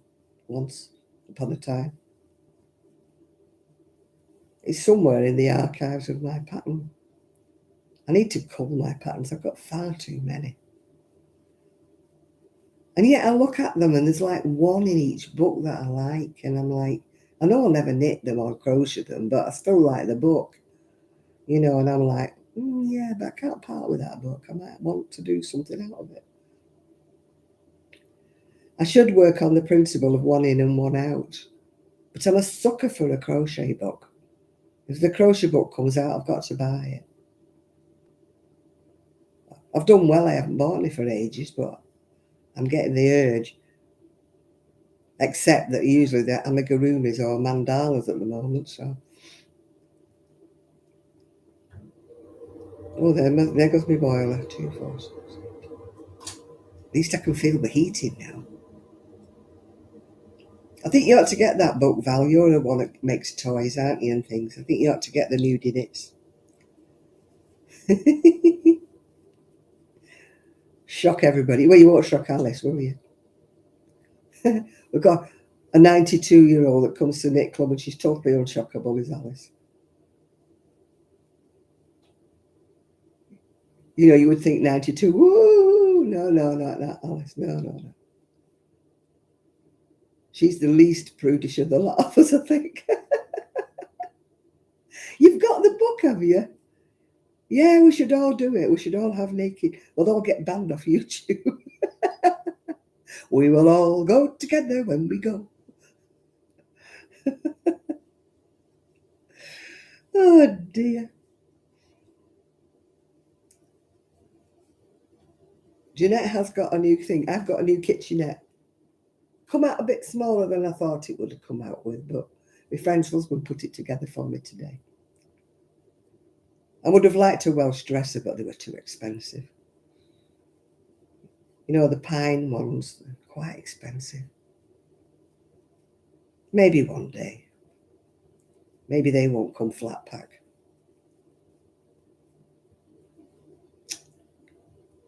Yeah, my friend was putting together this thing for underneath the bathroom sink. Oh my God, it was so funny. Her husband come in to see what we were laughing at. Every time we got it like that together and we had to put the top on, the sides fell off. And then we got it like that together and then the doors fell off. We needed like octopus hands to hold everything in place. She got it together in the end. I'd have never done it in the world of Sundays. She was like, hold it with your knees, hold it with your feet. And then the side had fallen off. We should have videoed it. It was really funny. Oh dear. Her husband did well. There weren't one bit of swearing came out of the kitchen. My ex-husband was best. He never would read instructions. And he always finished up with some screws left over. And he used to say, no, they're spares. I said, they're not spares. You've obviously missed them, putting them somewhere. He always finished up with spares. So one of the things didn't collapse. And my ex-next door neighbour made me promise no more flat packs. I used to say to him, Tony, and he used to say, no, you have not bought another bookcase, have you? I said, but Tony, and he goes, no. He'd come and do it in the end, he always did. But he used to say, I'm telling you, girl, he said, if you buy any more flat pack, you're doing it yourself. But he still came and did it for me because he was brilliant. I think he's glad I've moved away from him. I promised my friend's husband, I said, I promise you I'm not buying any more flat pack. I promise you I'm not. That's the end. If I buy any more furniture, it's coming in one piece. Because I'd like to buy a wardrobe, but I said I'm going to buy a second-hand one and it's coming in one piece. It is not coming flat packed. I gave away a brilliant wardrobe before I came here. I wish I had it back now. It was my 21st birthday present, would you believe? Not everybody has a wardrobe for their 21st birthday present, but that's what I wanted, and that's what I got. It was a big one with sliding doors with a mirror in the middle. Brave. I had it all through my marriage. My son had it after me. And then when I came here, he said I couldn't keep it.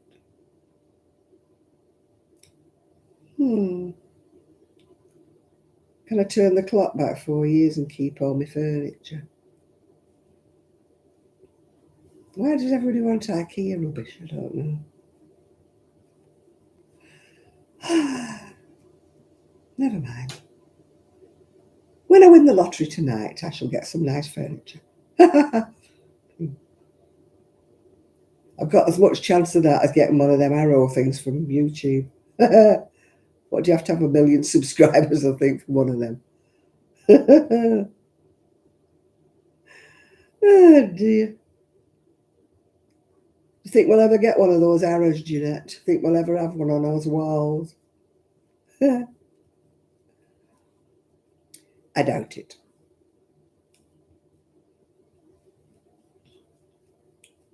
I doubt it.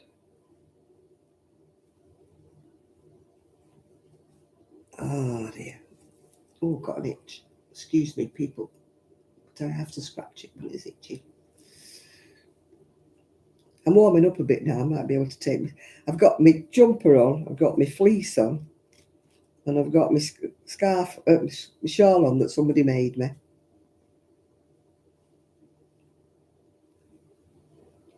Yeah, there's a place in Cleveland that does pre-loved furniture.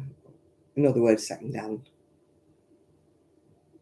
Because I'm after a sofa bed now. I want a sofa bed. So I can have people to stay in my second bedroom if they can get in it. If they can fight their way through the craft stuff.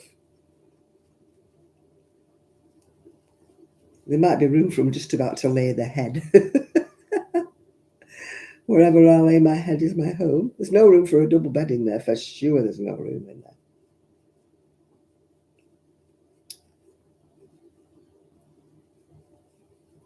I don't want a permanent bed in there anyway because there'll be no room for my stuff. Jeanette's got a lovely craft room. You've probably seen it if you watch her videos. If you're not watching her videos, why are you not? Crafty Cleggs, she's called. She's got her name on there.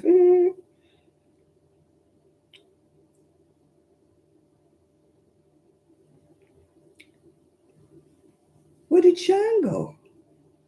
Sean is still there. She appeared and disappeared. So did Lizzie as well. As long as they left me a thumbs up before they left. I've got this thing, Jeanette. I can have like 40, 50 people on the live and I can have like 6 thumbs up. So I started being absolutely what's it saying to everybody. You have to do a thumbs up, yeah. Yeah, Edie came and disappeared, yeah. You already watched Jeanette, do you? Oh, good. Do you watch Karen as well? Stitches and Jacks. Do you watch Karen? And you got to watch Davina. What's she called? Oh. Brain like a safe goldfish bowl. And then you've got to watch Alex as well. Who else do I watch? My Alex has gone into all this cross stitching at the minute now. I'm not into that.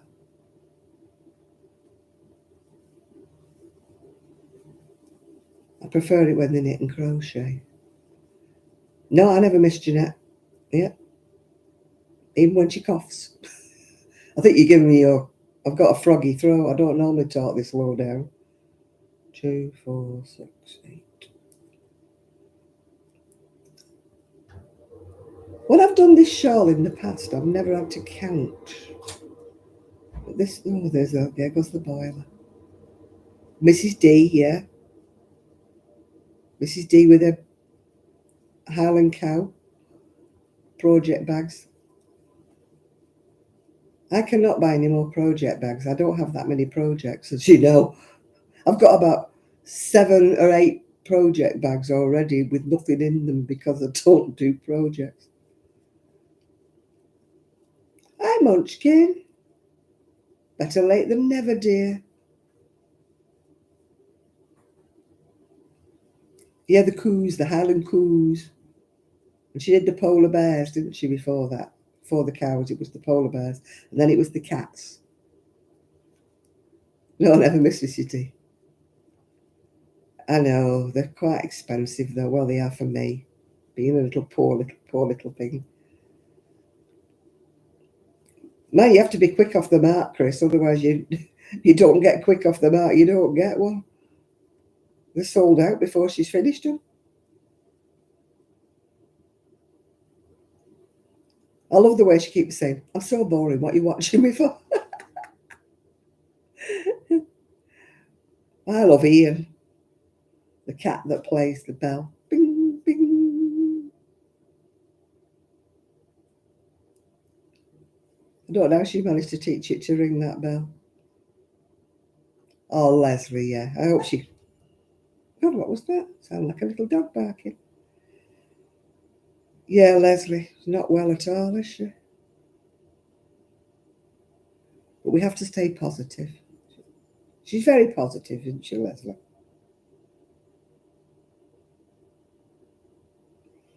If you don't know who Leslie is, it's not quite enough yarn. She's got bucketfuls of yarn. What she means, she never has enough in one colour to make anything.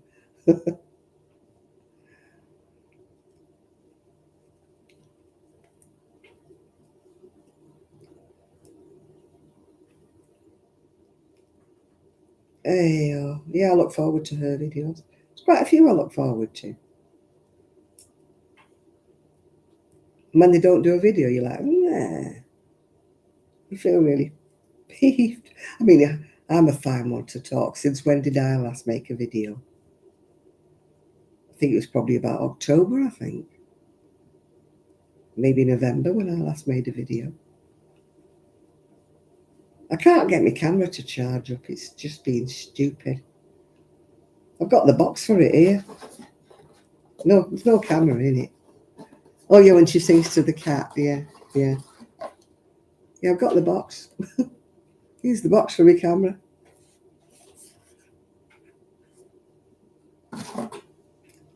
But I got another one, which I thought was exactly the same, and I can't get that to...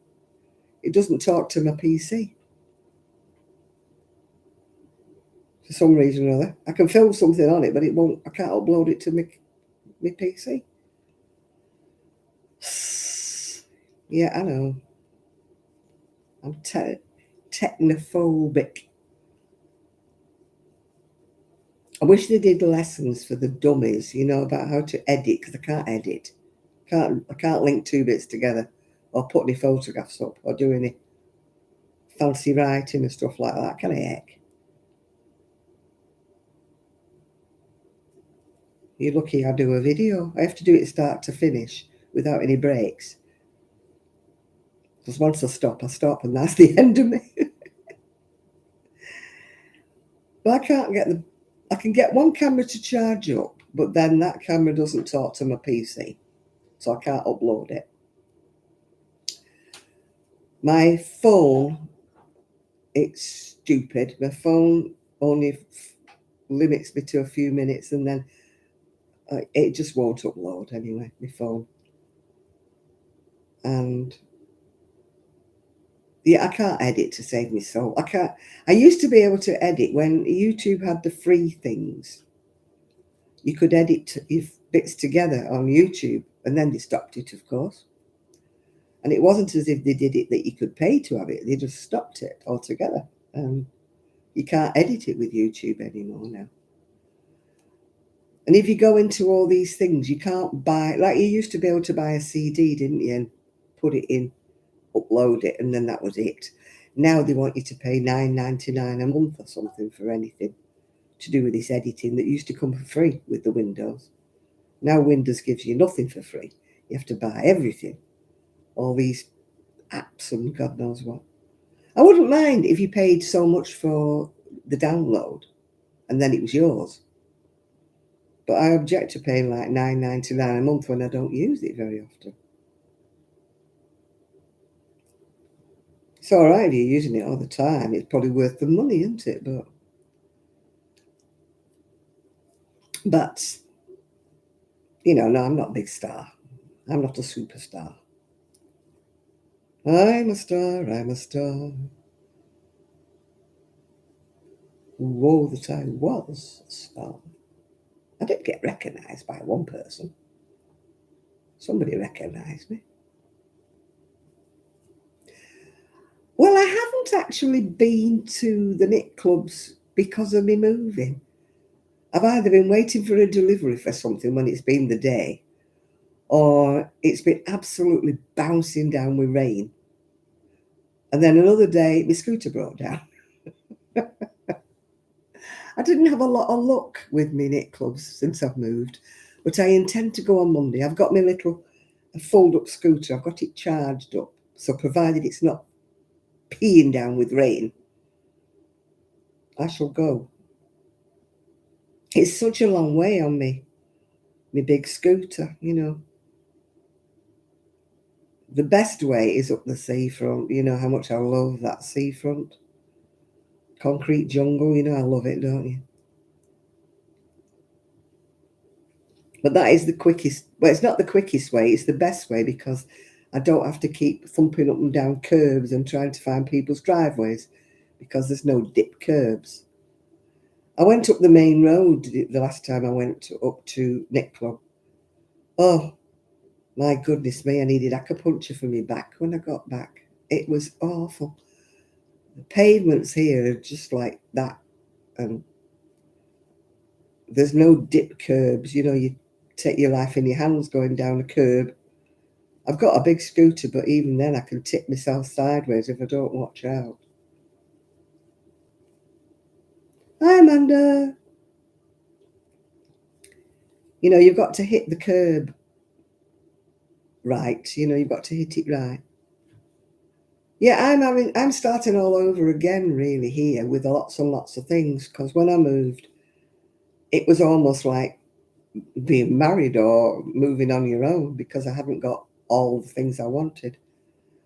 Like you know, kitchen equipment and stuff like that I had to buy, and I had the basic things. I had somewhere to sit and somewhere to sleep, but like my cake tins and different things and stuff. Oh, Blackpool has this ornamental cobblestones. Make look pretty to everybody else, but it's a nightmare if you're in a wheelchair or a scooter. Whoever thought that was a good idea didn't think about disabled people at all. It's all cobbles, yeah.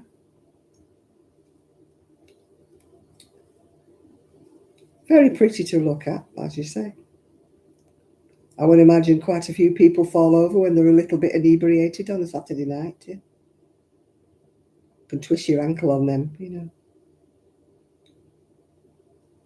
But they probably spent an absolute fortune on the cobbles in Blackpool, thinking it looked pretty.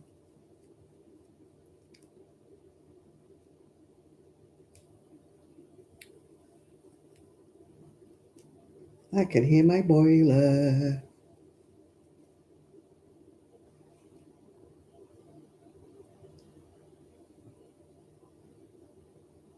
My son is in Spain, Jane.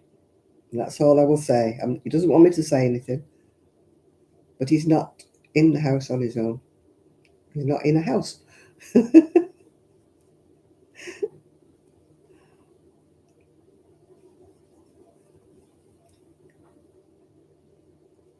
Yeah, I've said before, I'm not going into the reasons why he's one place and I'm another, because that's his own private life, and I'm not prepared to speak about it.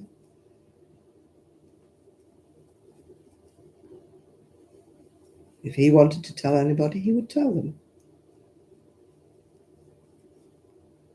Yeah, it's lovely. I enjoy being on my own. I'm a real lonely soul. And my next door neighbour, I still haven't seen him. I think he's as much a hermit as I am. Never seen him. I've seen the car going in and out, but I've never seen him yet.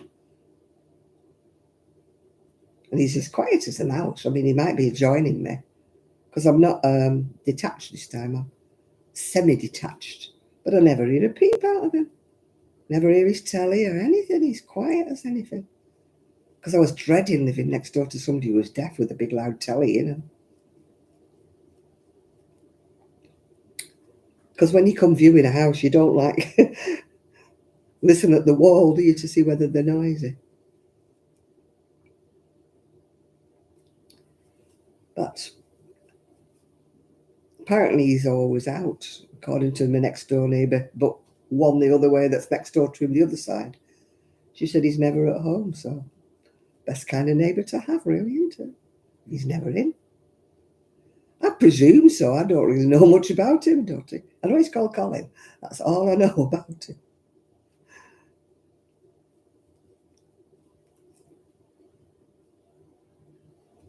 But apparently he plays badminton and he's squash and he goes to the gym.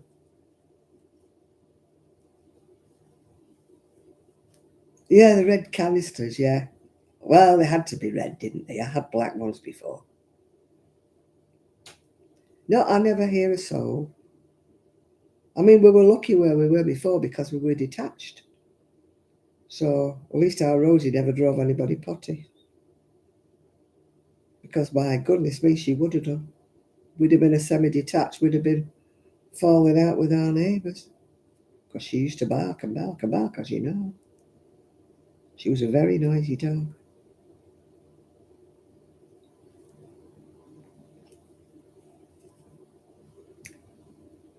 It's funny, my late brother was called Colin. My friend's dog is called Colin. And the taxi driver who picked me up to go to the Northwestern Wool Show was called Colin. I said, oh, I'm besieged by Collins. I don't know that many people called Colin, actually. Oh, your father was Colin. My brother was a Colin, yeah. No, I don't want another. I'd love company, but I don't want to be tied down with a dog and the expense of a dog. I can't walk a dog. It's not fair to have a dog and you can't walk them properly and look after them properly. And I don't, want to drag one behind me on my scooter. I've seen enough of that on the seafront. People dragging their dogs along.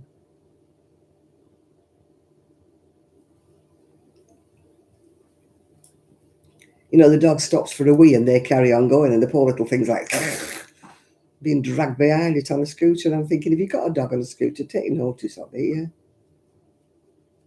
Oh, the vet bills. Oh, gosh. Well, do you remember when our Trixie broke her leg? £4,000. And then they wanted another 3,000 to take the pin back out again. She was between insurance policies. The breeder had got her insured, but when she came to us, the breeder's insurance stopped, and we were looking for a new insurance policy, but the flipping thing fell off the bed in the week that she wasn't insured. And then, of course, they wanted a fantastic amount of money to insure her because she'd broken her leg already. So they deemed her like accident prone, if you know what I mean. So they wanted some extortionate amount of money each month. I mean, Rosie was a fraction of the price to insure her.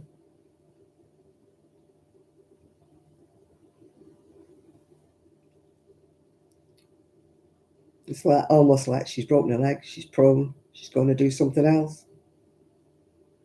She only rolled off the bed.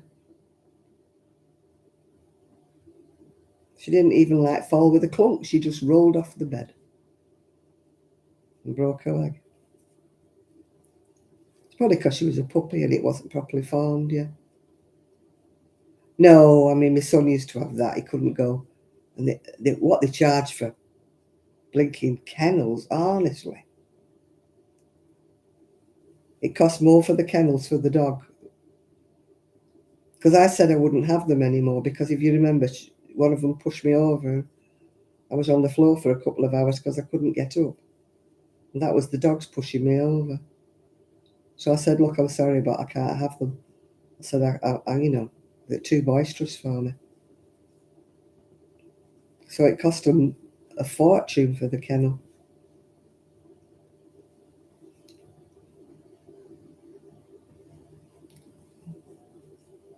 Yeah, my kitten fell off the table, would you believe? I don't know. I think my son had put her up on the table because he was only young at the time when we had the kitten. And she came crashing off the table and banged her head, yeah. And she knocked herself out. And he knocked himself out, sorry. It was a he. I was really worried about him, but he was all right. He lived to be 14, so he couldn't have been that bad, could he? Yeah, they were too boisterous for me. They were only young dogs, you see, and they were just. And I mean, the Frenchie, she was so solid. If she bashed into you, she pushed you. She always used to catch me off balance, She didn't push me hard, but when you're on a dodgy balance, somebody knocks into you. And then if you remember, she scratched all my leg and made my leg bleed. That was her nails went down my leg. Whoa, what a mess that was. Because I got thin skin on my legs. She really went to town on my leg, made a right mess of it. And all she did was run in and jump up at me, but she missed me. So she went down my legs. Oh gosh, Trixie, she used to dash in between my legs. I much prefer a big dog. I mean, Buster was very slow. He was used to my pace. I could walk Buster without a lead. He would walk at the side of me with the scooter because he was such an obedient dog. I didn't need a lead on him, yeah. But Rosie, she'd have been in Blackpool if I'd turned. No, I'm not a superstar. Sorry to disappoint you, Seaside. You're on the wrong channel if you're looking for a superstar. Sorry, Tim. Yeah, Buster used to walk at my pace. He was a great dog. Man, he was older. By the time I was on a scooter, he was older. And he used to just walk at the side of me. He was no trouble at all, that dog. Tell you. Ah, I can be your superstar, yeah. Hey, Nathan's come awake again. Where have you been? I've been nodding off. I've been watching the telly. At least I'm a superstar in somebody's eyes, yeah.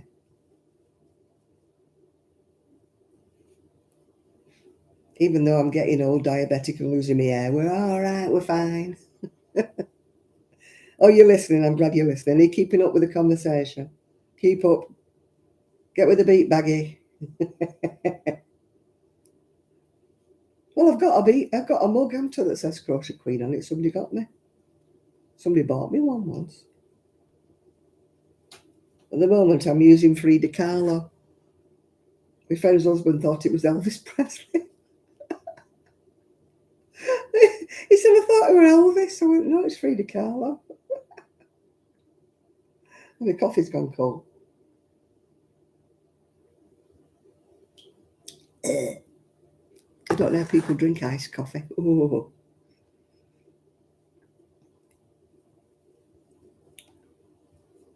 I watch a lot of. Oh, she had a spade. It's your good show, yeah. Yeah, maybe he does, yeah. It's like that drunk who said I was gorgeous, and then he fell off his stool. He needed to go to Specsavers, yeah. 2, 4, 6, 8, 10. Our Rosie just took it in her stride when she got spade, but we never had the Frenchy spade, not yet anyway. Rosie never missed a beat with her spade. She's a tough little bunny, that one. And the Rottweiler, when we had her spade, keep her quiet, they said. She jumped over the fence to next door just after she'd had her operation. No sense, no feeling, that Rottweiler, I tell you. She was a lovely dog, Sky. She got cancer, though, sadly. Cancer of the liver. We lost her. She was only 7, I think.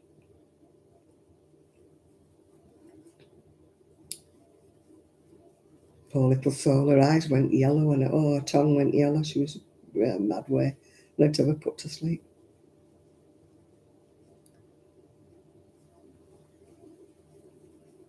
Oh, and Poppy. Poppy was beautiful. That was the Rottweiler cross.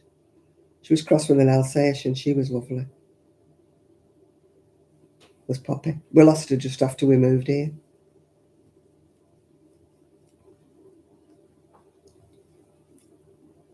She was such a good nature. And she was the one who trained she trained Rosie. She house trained Rosie for us.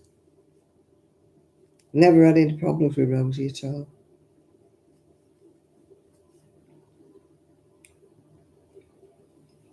You walk 4 miles. Well, you're mad, aren't you? Yeah, when my son got Rottweilers, I was a bit scared of them because they were big dogs. I was used to a boxer. I know a boxer's big, but he wasn't that big. When he got the Rottweilers, I thought, oh my God. And Sky, she was massive. Really strong dog, And I thought, oh. But she was so gentle. She was so gentle with the grandkids. Well, with their grandkids, yeah. The dogs would ride her like a pony, and she was just so good with them. Oh God, trying to bath. You try bath a Rottweiler. I used to get Buster. Mobile dog groomer used to come to do Buster. He used to love the dog as well. The groomer. She used to come with a big van and put him in this bath thing. I've got a picture of him somewhere in the bath. He absolutely adored her. You know how some women have a way with, well, some men as well. Some women have a way with dogs, and oh God, he absolutely loved her. I seen her.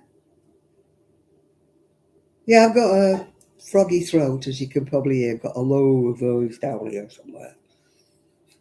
Barry White impersonator today. That's me. I woke up with it this morning. I don't know what I've done. I've not got a sore throat. That's the funny thing. I could understand it if I had a sore throat, but I don't. Yeah, the boiler's really going into overdrive now. I only put it up one notch. I put it to 16 instead of 15. And it's gone mad. Do you know, this yarn is never... I think somebody is putting yarn on the end of this comb as I'm crocheting. I'm going to have to stop soon. It's going to be like a tablecloth, isn't it?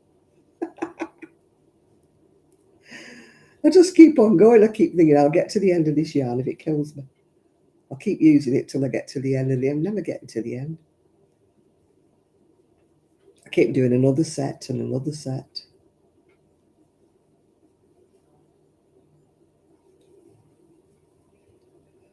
Oh, dear me. Oh, excuse me. What have I got in my chocolate box today? I don't know what I've got in my chocolate box today. Oh, I've got to get up again, haven't I? And my knee's not liking it. I've got my knee support on over my trousers because I couldn't put it under my trousers because I couldn't put my trousers over the top. So, oh well and good.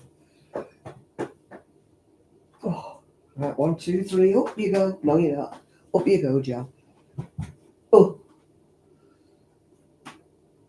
Oh.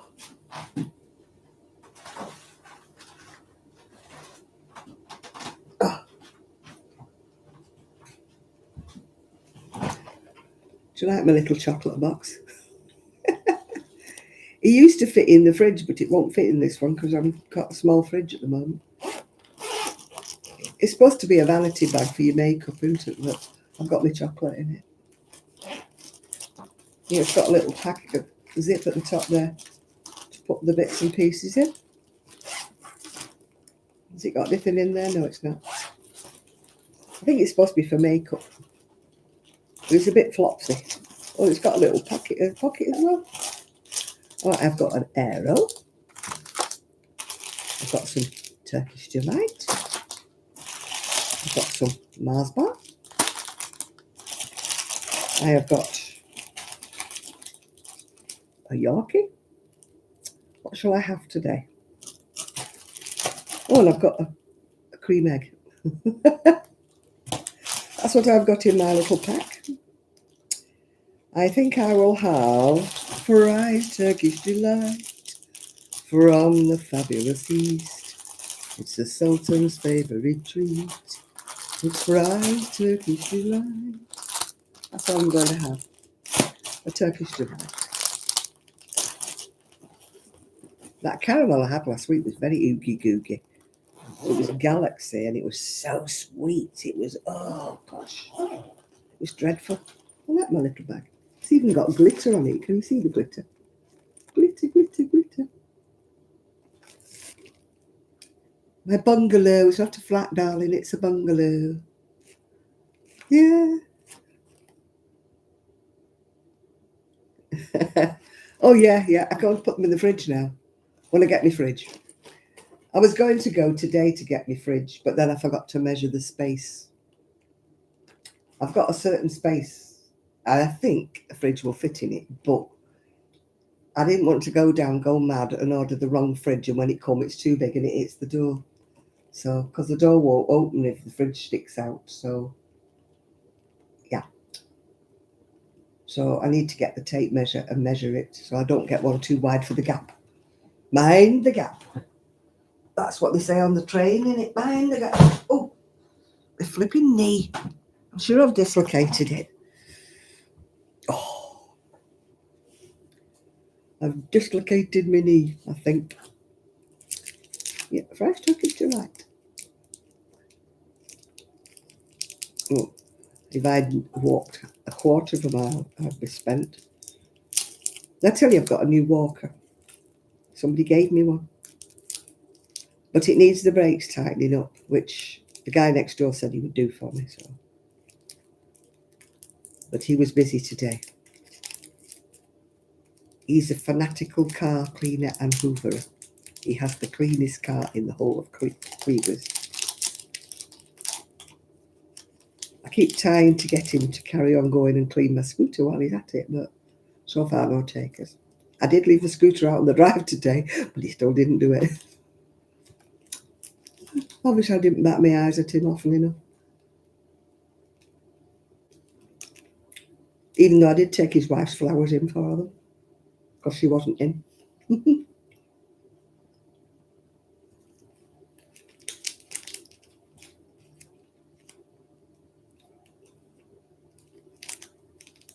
Yeah, him, please wash my scooter.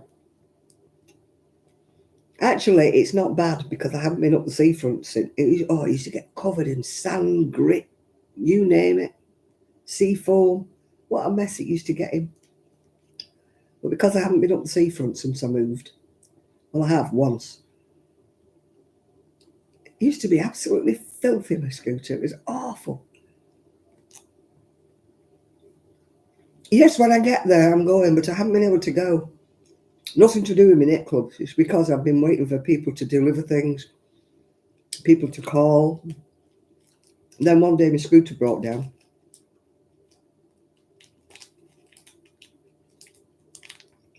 Well, since he put did the tracking on my scooter, it's been fine. The tracking was out, the whole chassis. The tracking was skew with the chassis. They kept it, if you remember, three weeks they kept it. It went back to the manufacturers. And they discovered that part of the chassis had been put together wrong. Oh, all the curbs. Oh, my God. Don't talk to me about curbs. When I go to the shop here, I have to go up the road. I can't go up the curbs because it's like Mount Everest. I'm trying to find a drop curb. I have to finish up going up a side street till I find two driveways facing each other. Then I can go. So even to go to the corner shop, which is only just 2 blocks down there, well, 1 block down there, I have to go on the road. There's no way I'm going up them curbs.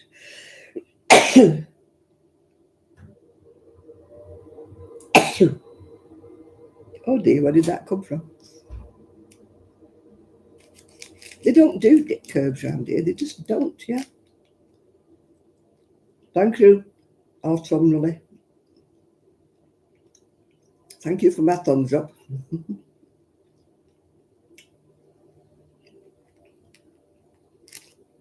I need to get my sewing machine out of the shed.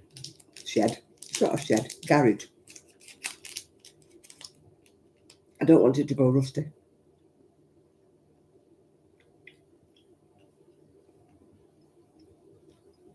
I've nowhere to put it at the minute because my desk in the spare bedroom is full of stuff. So there's nowhere to put it.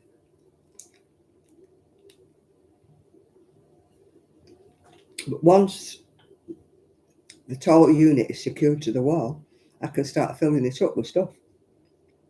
It'll fit a lot of my sewing stuff and everything in the tall unit. But I daren't put anything in it in case it topples over. It's too, it's IKEA's best, you know what I mean? Flippity bit of cardboard.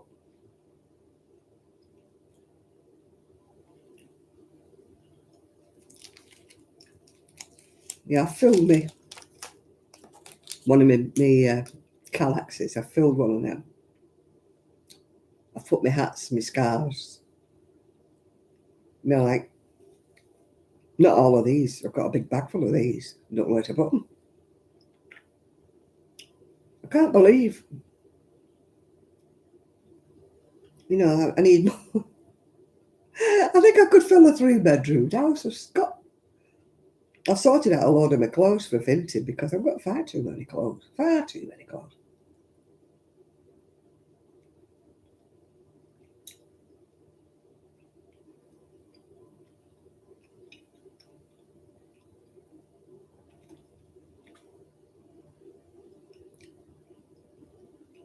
Oh, the ladies' letter's still unavailable. Oh, it's good that as well.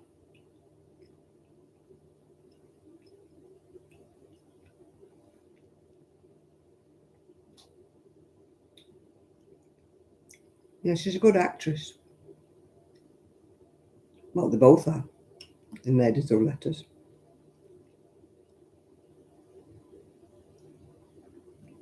I've found my DVDs and my DVD player, so I'm in with a chance.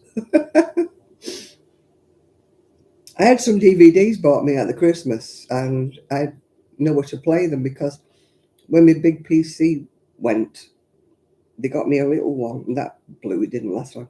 My new PC has actually got a space where I can put a DVD in. Hey, yay me!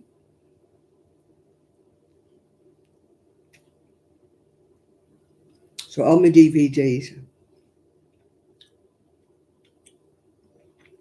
I've got one I haven't watched at all. Is it Lark Forth to Candlewick or something? Candleford. Lark something to Candleford. I've got the series about Great Thing. I never watched that, so I don't know what's in that.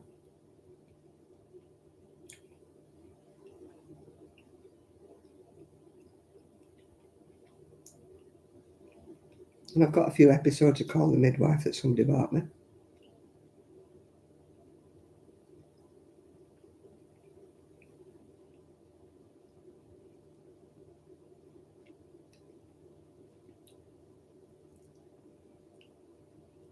I've got my favourite East is East. I've watched that I don't know how many times. Lark Rise to Candleford, that's what I've got. Not watched any of them, so it's all a mystery to me.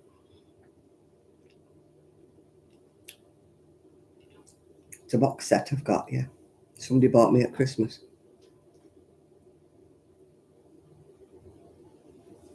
But I couldn't watch it because I didn't have a DVD.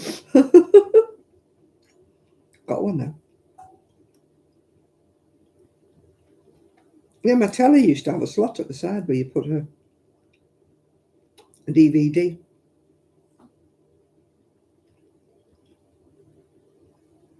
Oh God, in the East is East, yeah, weren't they ugly? No, I haven't seen West is West.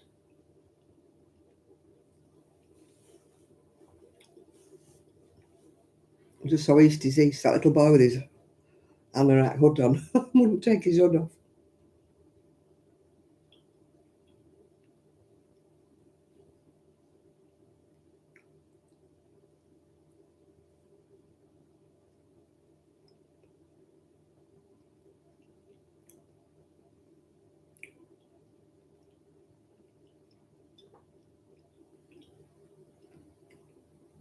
I loved it when they were going down the back alley carrying that cross thing. And then they saw their dad, so they had to dive down an alley, didn't they? And come out the other side.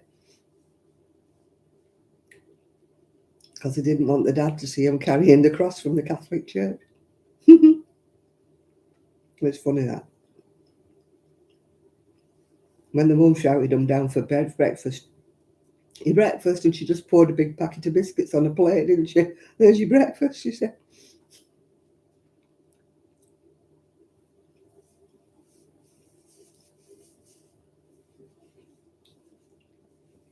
Then they were cooking bacon, and then they realised the dad was on his way home, so they like wafted him with his tea towel right there with the back door open. I thought it was the funniest film ever.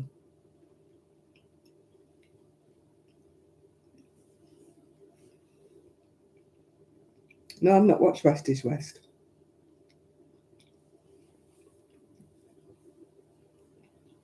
Is it funny or is it just sad? I don't like just sad.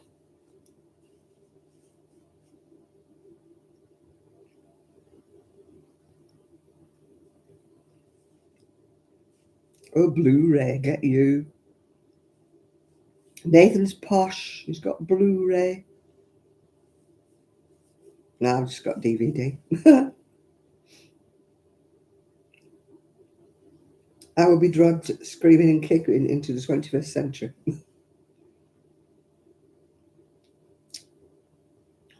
I just got a notice from my bank saying, we are going paperless unless you don't want to. If you want to opt out of paperless. So I went, opt out, sending me paper.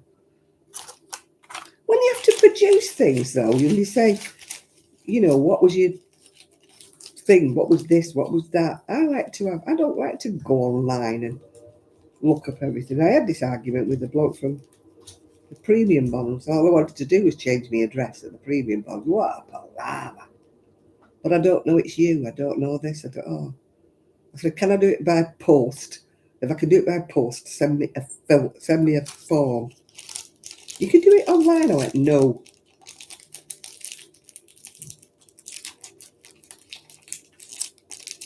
I said, no, I do not want to do it online. Everything's on flipping line these days. It gets on my nerves. My niece is like, well, you know, she does all her banking with a watch, you know, and all that business. Oh, yeah, Blu-ray was. Well, that's what I think of a Blu-ray. Or I think of a fish. Is it a fish? Stingray, big Blu-ray. Oh, I want to get up and get a drink out the fridge, and now I've got to get up again on my dodgy knee. I'm sure I've dislocated it. I've had a dodgy knee for ages, but this is beyond that. It went with such a crack when I did it, and I thought, oh, that didn't sound good. And now every time I step on it, it shunts, it gives way. I was there in Aldi going, ah! Because I stepped on it the wrong way in Aldi. Have I got a can? Yes, I do have a can. What have I got a can of? What have I got a can of? I've got a Malibu. I've got a Malibu. Malibu. Why does anything purple look blue on the screen? Oh gosh. The best thing I've found is a cow's udder cream. And it really makes your leg go like hot, fiery. I got told that about it by an old bloke, a farmer. And he said, have I got arthritis, lass? I said, yeah, I do. You want cow's udder cream? Get the peppermint one. A bit weird. Anyway, I got it, and it does. It does work. I can't get in me can. I broken all the fingernails on my right hand with unpacking boxes. Now I can't get in me can. Looks for something sharp in her box. Aha. Oh God, it's really wedged down now.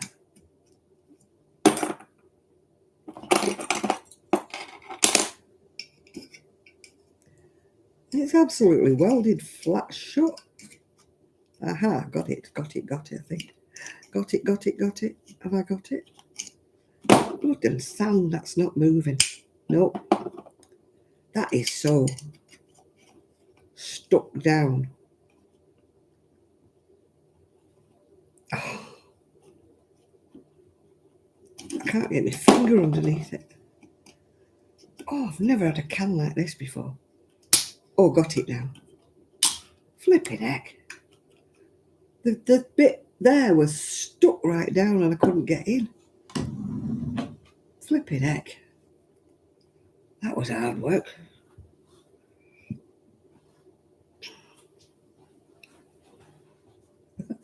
My friend, she said, have you got any more jobs for him? I said, don't keep volunteering with your husband for jobs. Poor soul, he won't want to come near me. Oh, I forgot to wipe the can. Because you never know if a rat's piddled on it, do you? I used to work at Asda, believe me. Always wipe your cans. Because they put them out in the yard. And the rats run over and piddle.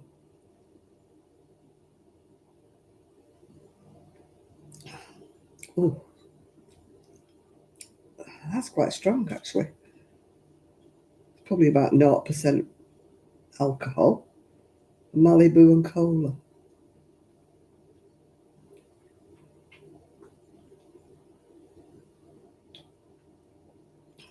I don't want to keep him busy. I don't want him thinking I'm not going anywhere near that woman ever again because she keeps giving me jobs. Right, back to the fray. One day I'll finish this damn show. Then I won't know what to do because all my wool's in the garage. And all my patterns are in the garage as well. My pattern books are in the house. I'd have to just unzip the nearest bag, wouldn't I? And take whatever was in that bag and decide what I was making by what colour happens to be in the first bag I opened. Because usually I used to stand there and have a choice, you know.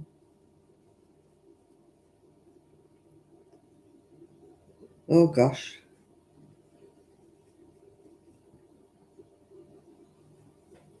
Oh, how Rosie was up and down the stairs like I don't know what. We couldn't stop her. She was gone. She was a hardy thing, that one. You couldn't pick Rosie up if you tried. She wouldn't let you. You pick Trixie up, although she weighed a ton.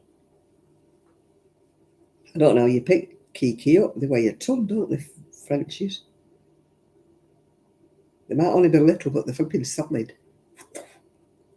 Like picking up a ton of bricks. Rosie was much lighter, but she wouldn't let you pick her up.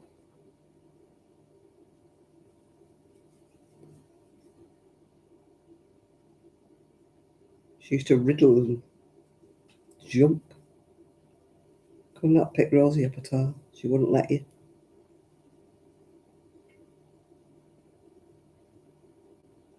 No, I don't know what. Rosie was a cutie. Even with her grey whiskers. I mean, she was only 4, but she had grey whiskers.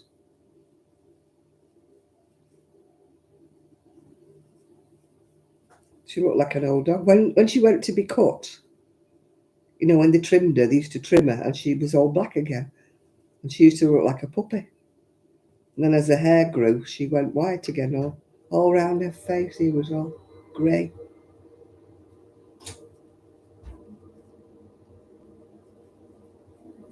It's amazing, isn't it? Just nudging up the central heating dial from 15 to 16. And the boiler keeps kicking in all the time now.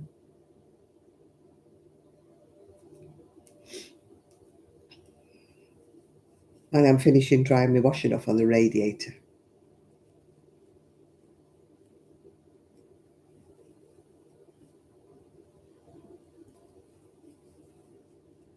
Yes, it's my radiator. Yes, I will dry my washing on it if I feel like it.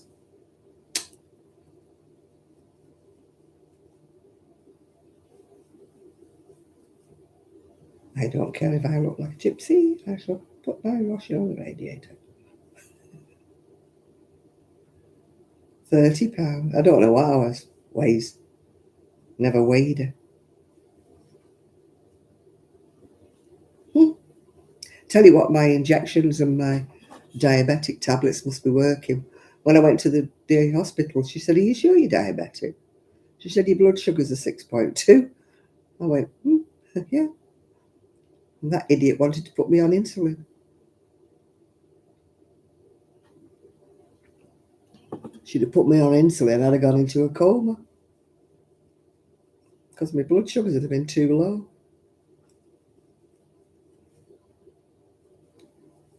Nutty woman. I'm sure she was reading somebody else's results because she said I'd put weight on and my blood sugars were all over were sky high. And I'm like, really? Are you looking at somebody's else's notes? Because my blood pressure was fine, my sugars are fine. And I've lost 4 stone. I thought, are you reading somebody else's notes here or what? I mean, she actually gave me insulin. I gave it back to the chemist the other week. Said you might as well have it. I've never used it. And that was a waste, you see, because of course they can't redo it, even though it had never been used. They can't give it out. They have to destroy it once it's left the chemist. Yeah, it could be me injections. But if you remember, I didn't get them. No, I'm not changed my doctors. I haven't even told them I've moved yet. I'm just hoping I don't have to move doctors. I don't want to. I like where I am.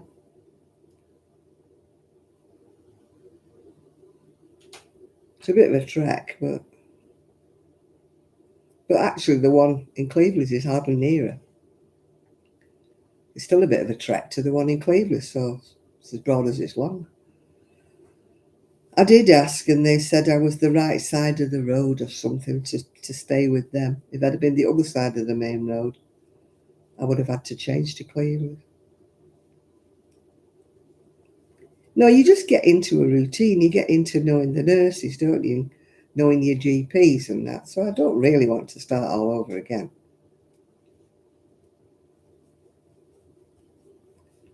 I mean, I've only moved 2 miles down the road. It's not like I've switched whatever.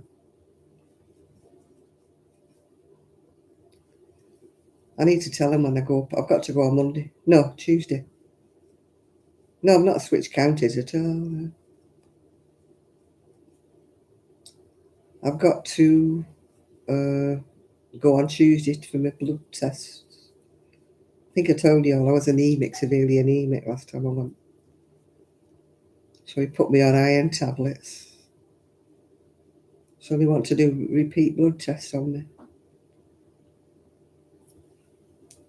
But at least nothing untoward showed with me endoscopy. I'll see what other joys and delights. I've got to see the doctor the week after, which if I can manage, so then with my knee.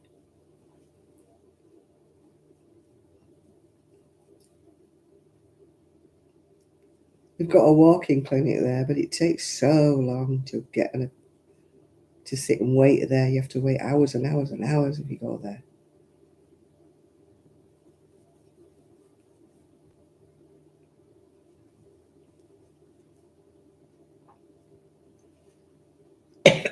Oh dear.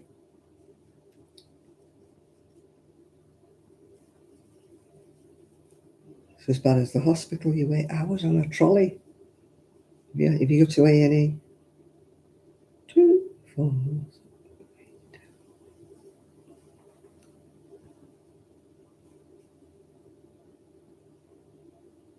Diddly do, diddly do.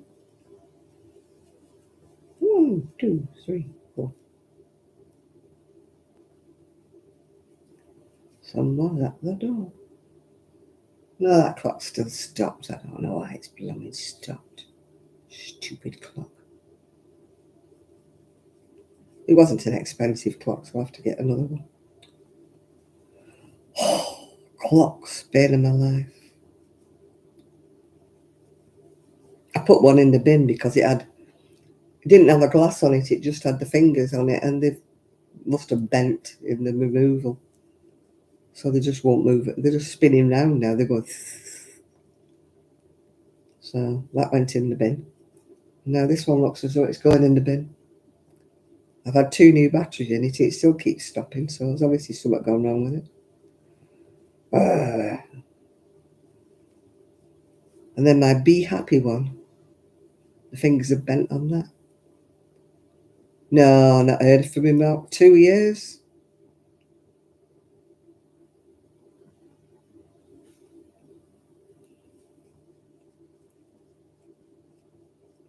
I don't watch his videos, so I don't know anything.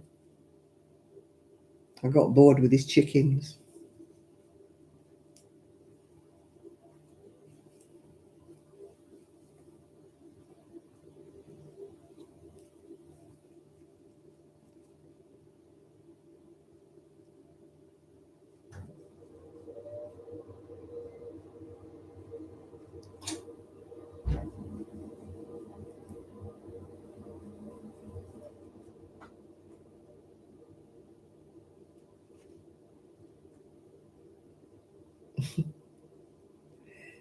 They're in the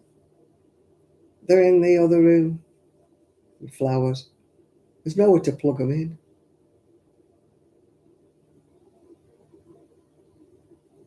I'd have to unplug the kettle to plug them in here. And if I put them behind my chair, you still wouldn't see them, would you? That's where the plug is. The plug's right behind my chair. So you still wouldn't see the flowers.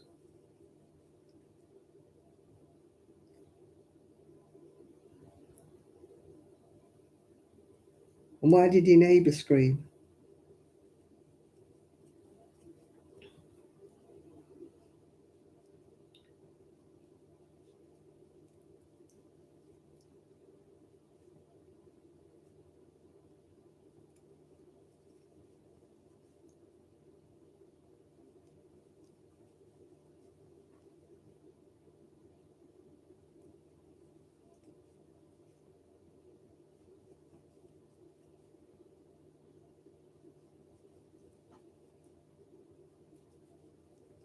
I tell you, this yarn is everlasting. This will be more like a blanket than a shawl. Perhaps she saw a mouse. As long as she wasn't being attacked, we're all right.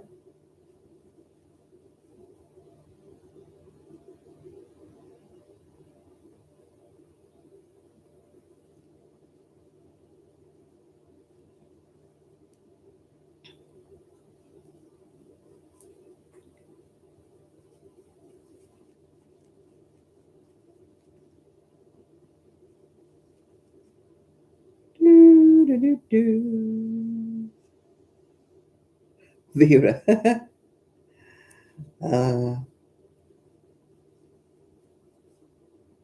love Vera. One of my friends didn't, but she never got into it. But I did. I quite liked her.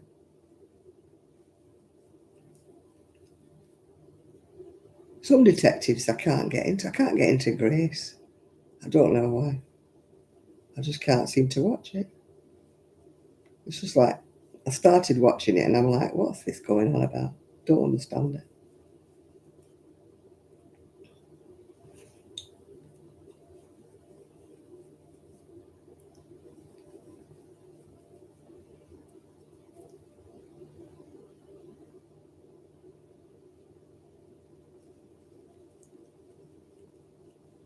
I'm getting fed up of doing this stitch. It's the virus show. I'm getting fed up of it now. I want to do something different. But I would have to go and find some wool. Then I would have to go and find the single patterns are all in the shed. In the shed, I've had to get in the garage somewhere. I'm determined it's a shed. When I'm rich and I win the lottery, I'm going to get a summer house. Then I can say in the shed.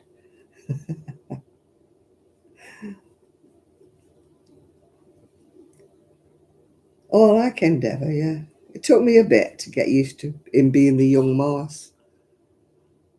You know, now I think of him as a separate entity. I don't think of him as Morse.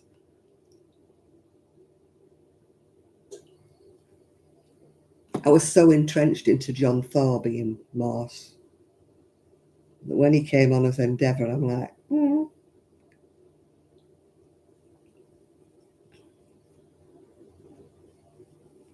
It was like when they did that Last of the Summer Wine and they did the First of the Summer Wine. I could never get into that. You know, it was like Cleggy and all them as young ones, and I'm like, no, didn't work to me. They had to be old men for the series to work, didn't they? Yeah, I did watch Goodnight, Mr. Tom. I've watched it a couple of times, yeah.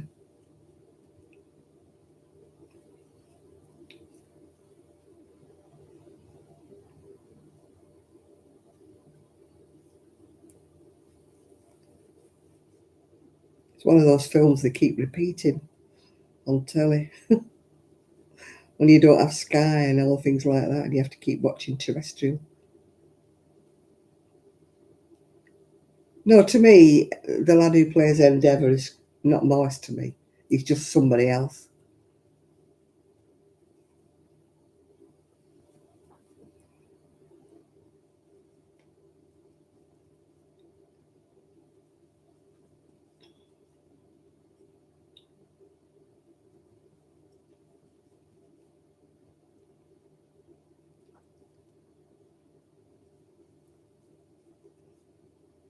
It's like these spin-off programs, isn't it? You know.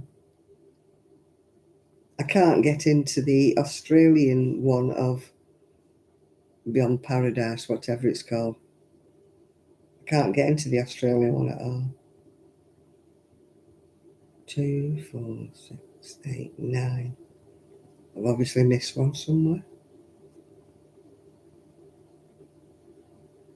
Why have I only got 9? It annoys me, this. 1, 2, 3, 4, 5, 6, 7, 8. Well, it's supposed to be 10. So why am I only counting 9? What did I get for my birthday as a child? Oh, probably a dolly or something.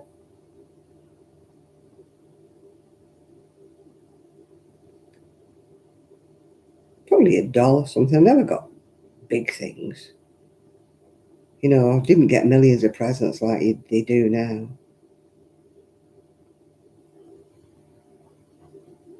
What have I got? I've got 10 on the row below. 2, 4, 6. I've got 10 on the row below, so why am I only getting 9 on the one? Yeah, I can remember one year I wanted a doll and a pram, so I got a doll for my birthday, I think, and I got the pram for Christmas. You didn't get both. I mean, today's kids get too much. For my birthday, I usually just got one present, you know, didn't get millions. Christmas, you got a few more than one. But birthdays, I just got one present.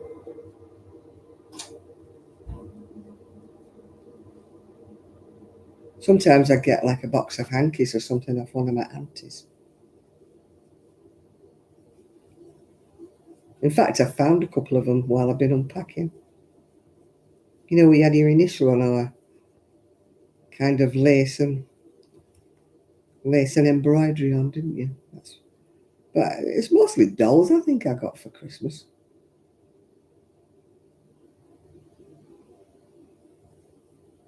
I can't remember anything else. As I say, we only got the one present for for birthdays. We didn't have a party or anything like that.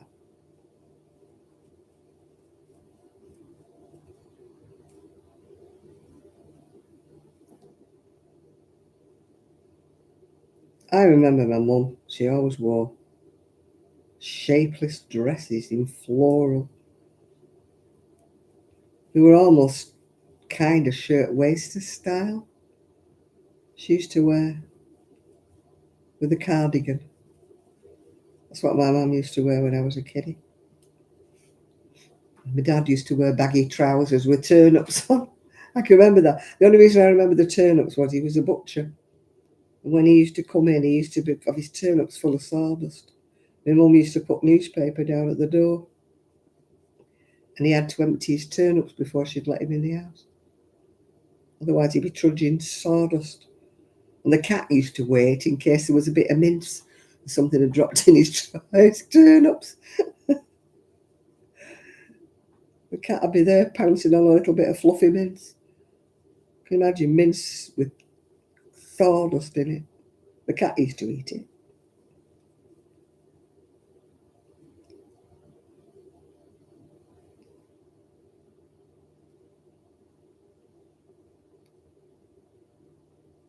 You remember your mum's headscarves?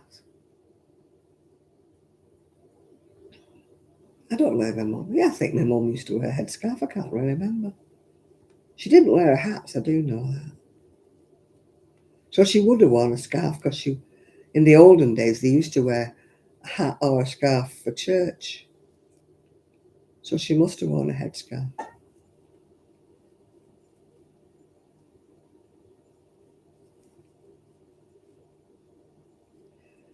Oh, got a yarn again.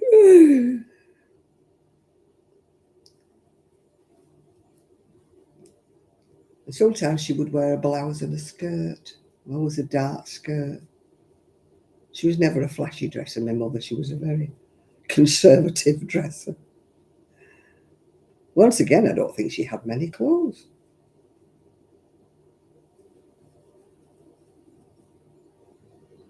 She always wore a pinny. They always wear those wrap-around pinnies. You know, you put your arms in and wrapped them round and tied them.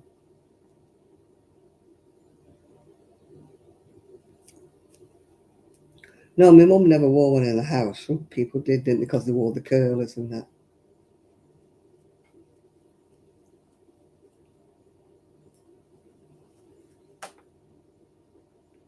No, I can never remember my mum wearing a headscarf, except sometimes if it was cold or windy or rainy.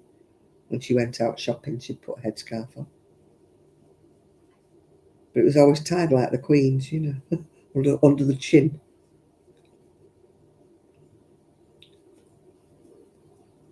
My dad used to wear a trilby.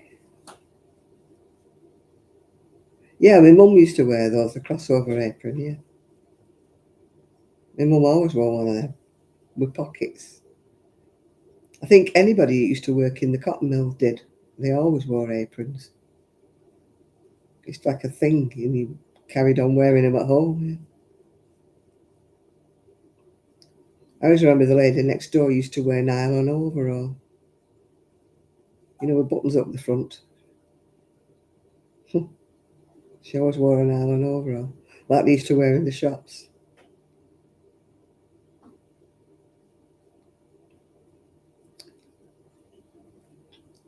Now, they used to wear them to keep the clothes clean because they didn't wash them every day.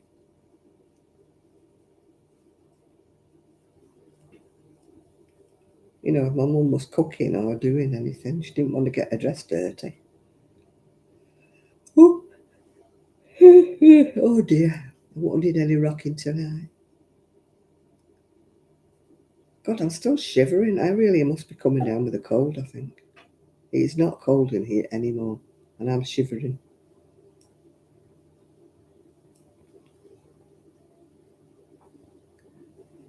My dad, yeah, he used to wear a trilby. He never wore a flat cap. My granddads, both my granddads did. They wore flat caps, and they used to have cream ones in the summer. That were their summer caps.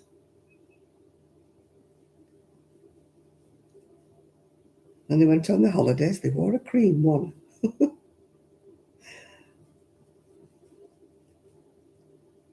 Oh,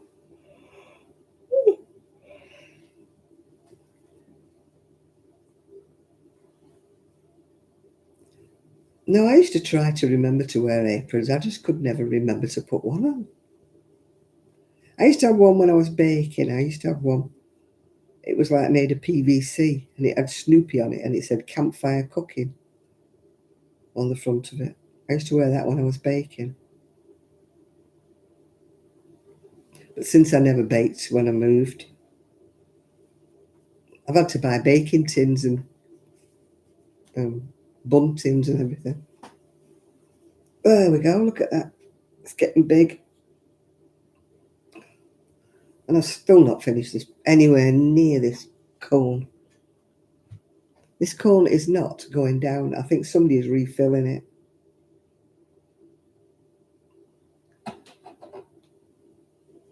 Oh dear. Ooh.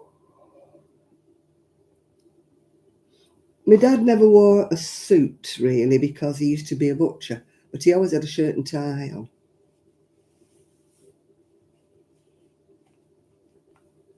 No, he had to wear a shirt and tie, even just as a butcher, because he worked for the co-op. And they were quite fussy about, you know, you couldn't be looking scruffy.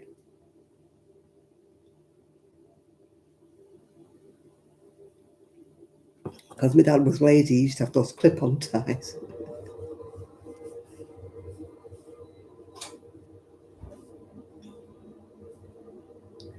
You were 40. How many did you have, Denise?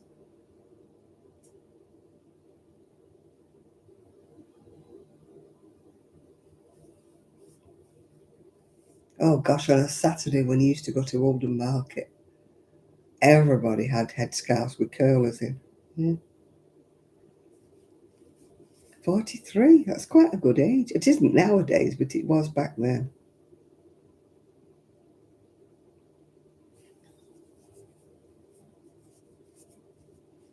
We're talking about I used to live in Wales. The girl I was friendly with, her mum and dad had a hotel, well, boarding house. And we all used to have to go and sleep in the attics because they used to let out all the bedrooms, obviously, to paying guests. And I used to stay there. And when you think about it, there was like grandma, granddad, mum and dad, her two sisters, and me and Carol. And we all used to sleep upstairs in like this big attic room. It was just a huge room. When you think about it, it probably wasn't that huge. It just seemed huge to me at 7. And I remember having to sleep with 2 other girls, yeah. I shared a double bed there was 3 of us in a double bed. You're thinking back, you think, ooh, you wouldn't do it now, would you? But we just did it then.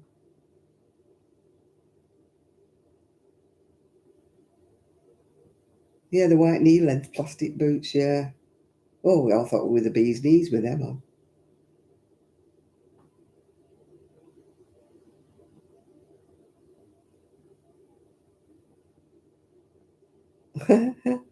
Oh, gosh, I had a hysterectomy when I was 33, I think I was. 32, 33 when I had hysterectomy. So I never had the chance to have any babies at all, because that's why I had a load of problems. That's why I had a hysterectomy. That's why I've only got one. So there was definitely no chance of any late babies with me.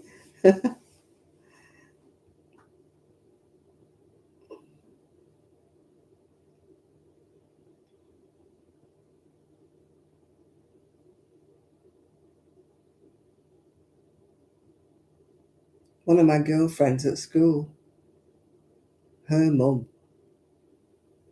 she was quite old when she had her, because she was married and no children, and she thought that she couldn't have any. And then when she was on the change, that's when she caught with Sandra.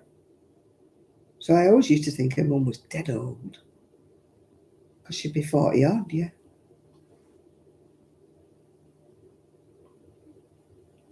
But it was quite a shock to her mother, because going all those years, years and years, and no sniff of a baby.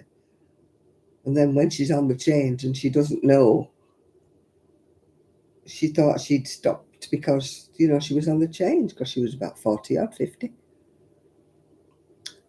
And it turned out she was secretly pregnant, which she never entered her head, because she had thought she couldn't have any. And that was the end of the story. So she never even thought about pregnancy. When she eventually went to the GP because she was getting fatter, she was about 5 or 6 months pregnant, yeah.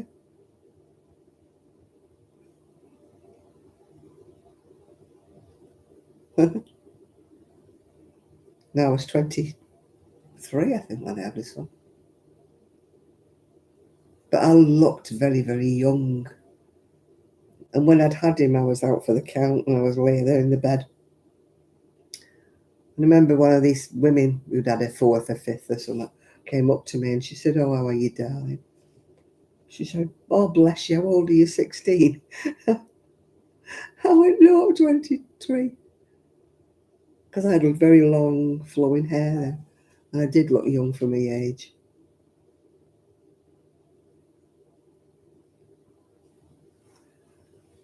Well, my sister-in-law was 36, I think, when she had her first one. Purely because she only met my brother like 2 years before. I think she was about 34 when she met my brother. So she was 36 when she had her first one. And they'd put on like prima gravida or something on her things, because she was considered to be an older mum. And they kept saying, "How many kids have you got?" And she kept saying, "Well, this is my first." I said, "Hey, what?" Because she didn't look particularly young. She looked her age, if you know what I mean.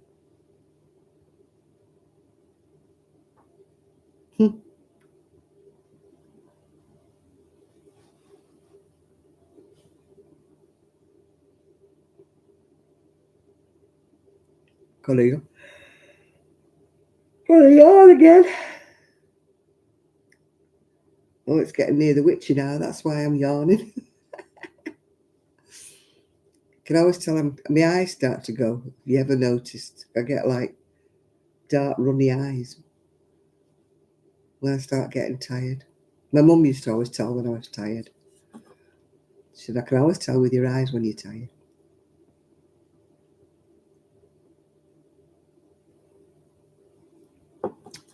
And I wonder if I've won the lottery. I've tried 3 times to change my address on the lottery. Yeah.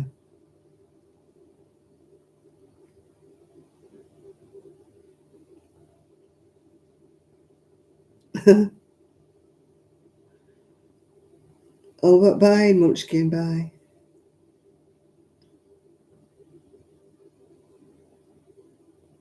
Mine's going. It's white at the sides now.